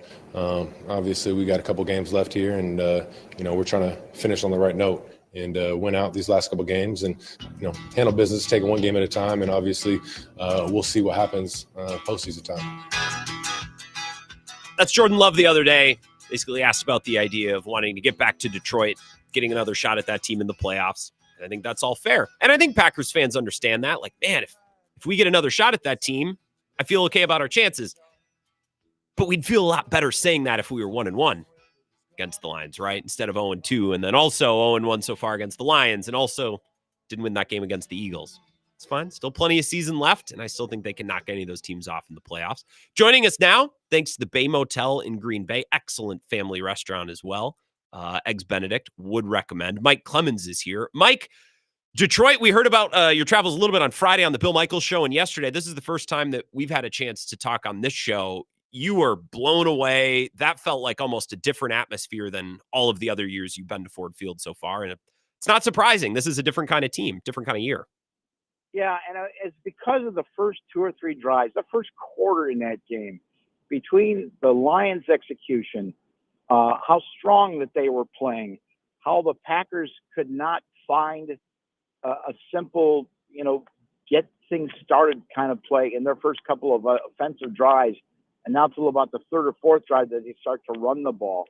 It's just like, oh, God. You thought that the Packers were going to come out and throw the first punch like they did in their big games last year over the Lions, over the Dallas Cowboys. And really, by halftime and then by the end of the game, you started thinking, not only is Detroit the best team, in the division, probably in the NFC, and I don't know how in the next 4 weeks the Packers can match that and be NFC champions and get to the Super Bowl. I don't know. They look, to me right now, they feel like they're a team another year away, year away. And then, it's also, Jordan Love is getting through his 2nd year, and so is Tucker Kraft, and so is, half this other team too. But that Lions team is pretty young as well. After their offensive line, and as we talked about after the game, 4 of the guys starting on the defense had not even been members of the Lions the week before. And that's where you start saying, my God, how good is that coaching staff for the Lions to coach these guys up and not make the mental errors and come up with a game plan where, we're just going to go man coverage against the Packers and trying to hold on and get through this.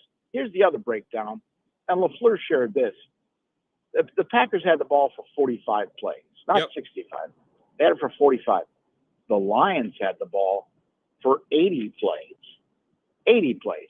So, your defense has got to get off the field. Your defense has got to stop having penalties at the wrong time. Yeah, you got some bad calls by the refs. Ones that certainly Matt LaFleur should be submitting to the league to say, what is this call? And after reviewing the tape over the weekend with his coaching staff and then with the players, here's how LaFleur broke down the loss to the Lions in Detroit. I think there was a lot of opportunities in that game where we had advantages that we didn't capitalize on. And I think it always comes back to just doing the little things the right way, playing with great leverage, playing with great eyes, using your hands, all the core fundamentals that are essential to allowing you to go out and do your job at a high level. You got to be more consistent. You got to be dialed in. There was a handful of plays in that game. They go a different way, you have a different outcome, but they didn't. So you just don't know when those plays are going to come up. I mean, shoot, they scored 2 touchdowns on 4th downs. They scored another one on 3rd down. Obviously ended with a kick there at the end of the game. I mean, it's in every phase too. Offensively got out to a really slow start. You punt the first 2 times you get the ball. The second time you get the ball at midfield, you do nothing with it, and you go 3 and out, punt, and then you get an explosive play on the 3rd drive, and we get careless with the football, and turn it over after an explosive game. So you got to be better, and it's got to be every phase. Like I said, every play just dialed in, doing your 1/11th, and I think that's when you can realize your potential. I just think this game reads a lot differently, Mike, if the Packers had, say, beaten the Eagles week 1, made a couple field goals, and beaten the Lions in the first game. And they were 2-2 versus Philly, Minnesota, Detroit, instead of now 0-4. Because I think there were a lot of good things in that game. They started slowly, and they lost by a field goal to maybe the best team in football. And when I listened to Matt LaFleur's presser on Thursday night before bed, I'm like, he doesn't seem that broken up. He doesn't seem that angry. He seems disappointed, like there were missed chances, but it didn't seem like with LaFleur, the sky was falling. And I think the sky would be falling a little less with fans if they had won one of these big games. They're 0-4 in their games against their best opponents and teams in their division so far. Yeah, it's just so I can't believe, again, just the feeling I had as the game was going on, how well coached the Lions were. And if the Lions had 3 times as many of their starters out in that game, And, what the Packers have done for injuries, and, we'll knock on wood here for them. They've done pretty good this year. Yep. I mean, they really have. And Jair could have helped the other night for sure. But, man, that's the scary part as to how good the Lions play, the quality of their players, some of the guys that they pick that are, pro personnel guys that they seem to plug in at the same time.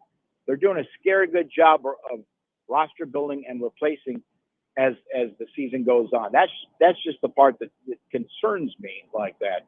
And then the other thing is Ben Johnson and how hot this guy is a play caller. Doesn't necessarily mean he's meant to be a head coach. Yeah. We'll probably find out early next year. As Packers fans, we got to hope. We got to hope that he's meant to be a head coach somewhere, because he just had, in 2 or 3 of the biggest plays on Thursday night, he just had the answers, like both of those 4th and goals. He just had the perfect play. Right. His play calling was outstanding. But I think LaFleur, and a good coach is with a team that's in the hunt, still at 9-4, and could clinch this weekend if they beat the Seahawks and that the Falcons lose. By the way, the Packers could clinch. Yeah. But the message to the players, to a guy like Tucker Kraft in the second year, is you're a good player. You just got to improve your technique a little bit. A different play here, a different play there, and we would have been back in that game. You've got to tell these guys, hey, you got something to play for. You got to win at least 3 of the next 4 games, and we'll be back here at Ford Field in the postseason taking on these Lions again. So you hear a guy that is clearly emerging as a team leader in second-year player Tucker Kraft on what he is a player, what the players took from watching the Lions tape game. When we're playing a team of that caliber, we just have to make less mistakes than they do, and we didn't. There's a lot of categories in which we beat them in field position. They got us in 3rd and 4th down, but we try to do good. Our defense tried to do a good job limiting explosive plays, but it's just in those plays you can see on film that they got away with things, maybe because of lack of communication. It wasn't because they just straight up beat our guys. We had guys playing with, myself included, playing with aggression, but not necessarily, the best technique. There's a few times where I went in full head of steam trying to hit a guy, but my angles were off and I wasn't staying connected in my block, and that's a difference between tackle on line of scrimmage versus a 6-8 explosive play. So, going forward, I think we're going to just take each game, as I say all the time, each game, one game at a time, one play at a time. And this next storm of games, we're going to be locked in. We're going to be energized. We're going to bring that juice. We're going to be locked into our technique, our assignment, our alignment. If we win the line of scrimmage, we win each game. So 2 things that I want to say about that cut, Mike. Number 1, and this could be quick. This is a young team, and coming into this year, we all were thinking, okay, but if they're going to be contenders, even as a young team, like some of these young guys are going to have to step up and take ownership. I think Tucker Kraft has done that and more. Every time I listen to him talk, it's like, okay, yeah, he can be one of the leaders on my team anytime. And I always love his messaging. Number 2, Tucker Kraft, you would listen to him talk about this game and you would think, man, Packers must have made a million mistakes and they were sloppy. They made 2 or 3 plays you'd like to have back. Like, I still think they played a really, really good game. The problem is if you're shorthanded and you're on the road in Detroit, like, you have to basically be perfect. And to win on the road in the playoffs and beat these great teams, you have to basically be perfect. And they were 1 degree short of perfect. And I like that they're still zeroed in on that and saying, no, there were still plays that we left out on the field. And Grant, think back to coming out of halftime at Ford Field Thursday night. Mm-hmm. You're down 17-7. You deferred, and now you got the ball. You're driving down, and you're about to midfield or so, and Tucker Kraft runs a route off to the left-hand side, right in front of the Lions bench, turns around, makes a catch, turns back, hurdles over the first smack by Lions linebacker Jack Campbell, by the rookie out of Alabama, Terrion Arnold, wearing the number 0. 2 guys just drill you into the ground. And what does Tucker Kraft do? He looks like Keanu Reeves in the old Matrix movies. He does that backflip thing immediately up like a superhero. Like, yeah, that's your best shot. What else you got, right? What a great, and he does that in front of the Lions bench. Dude, it was an awesome game because they're just landing these body blows against each other, Mike. And it's not just on the tackles, but it was the blocks and all the other secondary and tertiary plays too. But both teams were all about it. They loved it. I almost wish one of my teams wasn't involved in that game because that had to be a blast to watch as an impartial fan without a dog in the fight. Just awesome. Yeah. Just awesome. So I asked Tucker at his locker yesterday after they had their film review, that backflip move. Tell us about that. I mean, I've done it before, never post catch, I guess. I just had an opportunity there to get up before the guy who hit me did. So I got smacked. I knew the crowd, Lions were going to be juiced about it. So I felt like as soon as I did that, I just kind of created, a little momentum for our side of the ball too. We ended up putting it in. God, I love that guy. Mike, it's been a talking point on sports radio. Like, they haven't had a tight end since Jermichael Finley. Like, how many times have we said that? And he is not Jermichael Finley, but to have a dynamic guy who can impact the game as a pass catcher, but also like a physical, dominating presence the way that he is. I've been waiting for a guy like this on the Packers for a long time. Yeah. Now, you start a losing guy, and Jair did not start because of the PCL in the right knee. Mm-hmm. And then Evan Williams has done such a great job at safety on the back end, leaves the game with a concussion. See him in the locker room, and he still looked dazed. He's still in the protocol. So's Romeo Doubs, by the way, wide receiver, still in the concussion protocol from banging his head in the end zone in that game against the 49ers.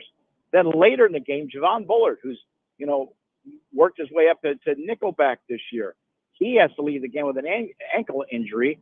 And then I see him being fitted for crutches in the visitors' locker room to get back on the Packers team bus. He's going to be, LaFleur actually admitted he's week to week, so he won't be there. And this week, man, you're going up to Seattle. Geno Smith still got DK Metcalf. He's got Tyler Lockett's still fast. And then it's Jackson Smith and Jigba, who's leading the team of receptions. He's got 75 catches, 900 yards, 5 TDs, and you're shorthanded. So you bring in Zane Anderson, who's been a special teams player. He's 27 years old. He was undrafted out of, I think it was BYU. He got picked up by the Chiefs, played special teams for the Chiefs, got a ring, got a look from the Bills, and Goody picked him up and put him on their practice squad last year. Well, he not only got a game ball for his special teams play, but he had 53 snaps the other night. And so when he comes into the game at 27 years old, he says, you know what? You report to the 24-year-old, Xavier McKinney at safety, who's running the back end. Yeah, he does an awesome job of patrolling the whole defense, making sure everybody's on the same page. And that goes for both of us, just over-communicating throughout everybody. It's on us to make calls and make checks, and X does a great job of that and making sure everybody's knowing what to do and how to do it. Like, it's frustrating watching some of the film. Just there's some plays out there, just details of where we need to be. So there's some stuff to clean up, but it's 1 week at a time. We've got a lot of football ahead of us, and we know that. And so it's just embracing each game, one game at a time. I mean, all the guys in the safety room over-prepare. You never know when your number is going to be called, and so it could be 4th, 5th on the depth chart, and you got to prepare like you're a starter. And so when an opportunity comes, it's no shake. It's just go. So. No player, Mike, is ever going to say, like, actually, I don't know that we prepare all that well. Like, no one's going to come out and say that. But it's not surprising, given what Jeff Hafley told us about Xavier McKinney a couple weeks ago and his preparation habits, that trickles down to the rest of the room. That would track based on what we've been told already this season. Yeah. And then my guy on defense is Aaron Mosby, number 53. And that's because a little bit in OTAs and minicamp, but then definitely during training camp, about second week, and Bill Michaels would say, so what do you like? Like one of these bubble guys who's emerging. And he's one of 2 guys that I picked. The other one was a tight end who didn't make the cut. But Mosby has come through, man. And he's one of these guys, like, he got on practice squad last year. He's from Fresno State, was undrafted. And he's just making it. Once he got into the Packers facility, he's working out every day. And he's intercepting, Sean Clifford passes in practice. He's making big plays in the special teams games, and he's got a couple sacks, and now he's got 22 snaps in a big game against the Lions and 18 on special teams. And we asked him, what kind of a player is your special teams teammate, Zane Anderson, who's likely going to be starting at safety this week? You see him every day, Zane, in the back of the defense. When we're doing walkthroughs, he's taking those mental reps. He's actually out there doing the reps from behind. So really just carried over to have that moment and then had that big play on 3rd and 1. He came and hit David Montgomery in the legs. That was a big stop. And then, like I said, we just came up short the next play, but that was huge, just Zane being ready. Man, Aaron Mosby, Mike specifically, I could see why they were okay moving off Preston Smith. It's like, well, we feel fine enough about these other guys. Let's give them a shot. Mosby had a nice play or two. And I don't know, Zane Anderson, it's a player that I always see on the injury report. It's a name I always see mentioned, but we've never really seen him play before. So this is kind of uncharted water for Packers fans with this guy. Right. So, and he basically, I think what he offers to you, maybe he's not as athletic as those other guys, but he's mentally prepared. He's 27. He's with the Chiefs for a couple of years. He's seen a lot of football, but he's seen a good amount of football too. Yeah, and that's why these coaches tell these guys, man, keep working, because you do not know how quickly your number may get called. And Mosby, we talked to him. How do you feel things went on defense? And what did you learn out of a big game against the Lions the other night? Wish we can get some plays back, some critical plays that went past. Screen. There's a lot of things that go into that game that we looked at today and was like, okay, we could have did that better and this and that, but that's part of the game. You live and you learn, so we're going to see them guys again. Just finish strong. Like I said, we got to play this game. We got Seattle going into enemy's territory, 12th man, things like that, another loud stadium. So, just go through that game, try to come out with a W there, and then go forward. Well, Mike, quick injury. So Dobbs is still in the concussion protocol. That's scary. Evan Williams took a pop. I'm not surprised and won't be surprised if he doesn't play. Bullard being week to week seems like good news. The way that he was helped off the field and he was in crutches, the fact that wasn't something catastrophic that's going to lead to a ton of time, even if he doesn't play this week or next, the fact that he's going to be okay, it sounds like at some point, that's a big development. Yeah, I guess not season ending with 4 games left to play. So there's, that's going to be the story. So, getting ready for Seattle. Going to talk to Jordan Love tomorrow. By the way, did you see that post that Jordan and Ronica are expecting twins? No. Are they really? I missed that. Yeah, so I'm going to ask him that, kind of the side. Hey, man, are you expecting? How about that? Congratulations. And then, did you see the story about Bengals quarterback Joe Burrow? His house gets broken into while he's on Monday Night Football beating the Cowboys? This is becoming more common than it should. Oh, my God. First, Bobby Portis from the Bucs. Patrick Mahomes, they think, got hit by this band that's obviously national and breaking into players' homes while they're on the air, in games. And now Joe Burrow gets his house broken into in the Cincinnati area after last night's game.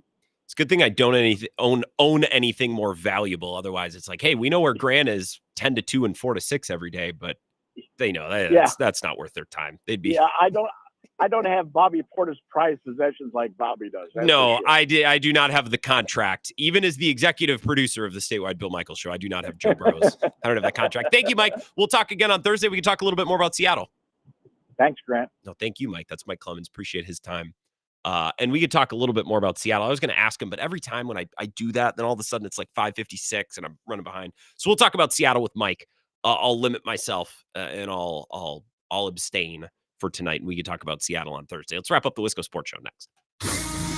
This is the Wisco Sports Show with Grant Bills on the Wisconsin Sports Zone Radio Network.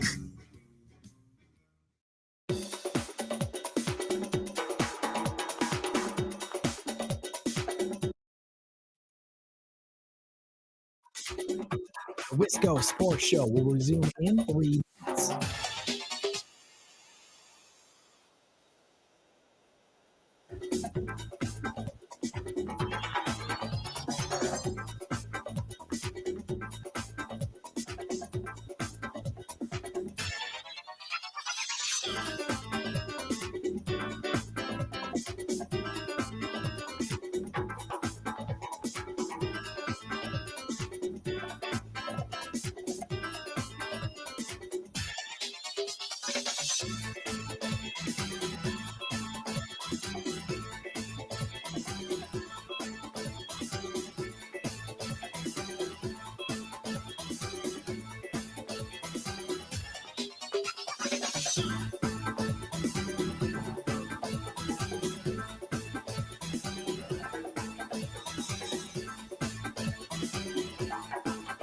The Wisco Sports Show will resume in 2 minutes.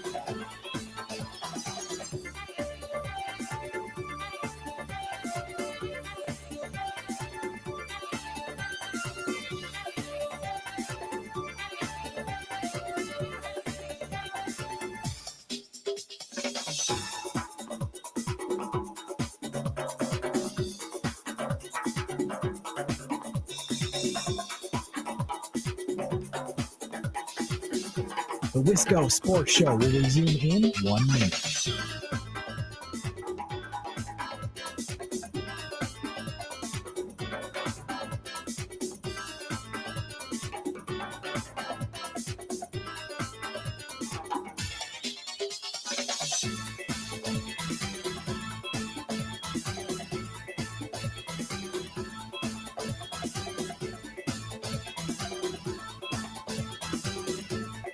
The Wisco Sports Show will resume in 30 seconds.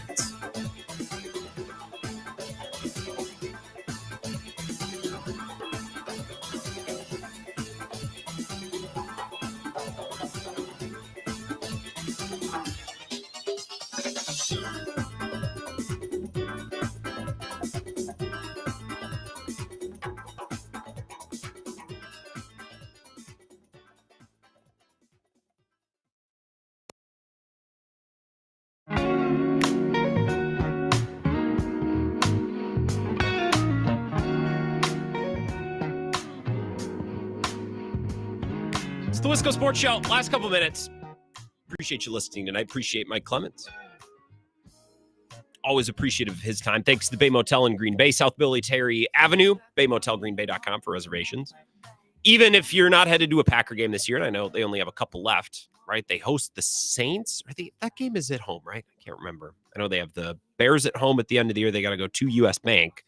So they either have one or two. I feel like that Monday night game against the Saints is at home, but whatever. That's really not that important for the end of the segment, the end of the show. Except for if you're headed to the Bears game, you can get reservations, Bay Motel Green Bay, or maybe you're taking a trip this winter. Go tour the stadium, go up to Door County, a little romantic weekend up there in the snow and the ice. I've never been, but it seems like it'd be very romantic. I prefer the North Shore. We've talked about this. If I'm going for some Great Lakes giveaway, I'm always going to prefer the North Shore, but that's just me. I've never been to Door County. Maybe I'd go there. Maybe I'd love it. 2 basketball games tonight. Bucks Magic. We look forward to this as an Emirates in-season tournament game. And I'll watch it. We might talk about it a little bit tomorrow. Mostly going to probably lock in on Wisconsin, Illinois tonight. I would certainly enjoy if Stephen Crowell got off the bus this evening. Although this is year 3 of wanting Stephen Crowell to get off the bus. And at some point, you just stop asking the player to be something they're not. Unless they're Rashawn Gary.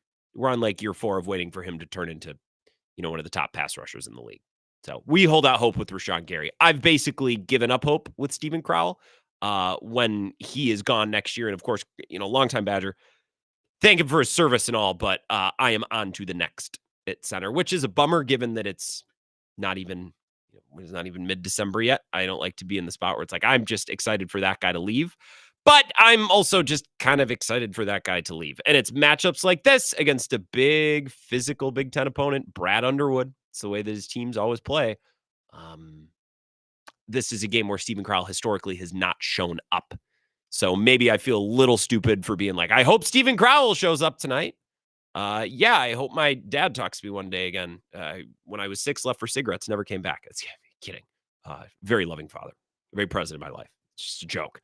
So we'll see what Stephen Crowell is able to do, among others. See if John Tonje can bounce back from a tough game against a really good defense in Marquette. That's a good team. Badgers lost 2 on Saturday, so we'll see what they do against Illinois tonight. Try to avoid losing 3 in a row. Thank you for watching and listening. Podcast will go up in just a little bit. Have an awesome night. Enjoy the games.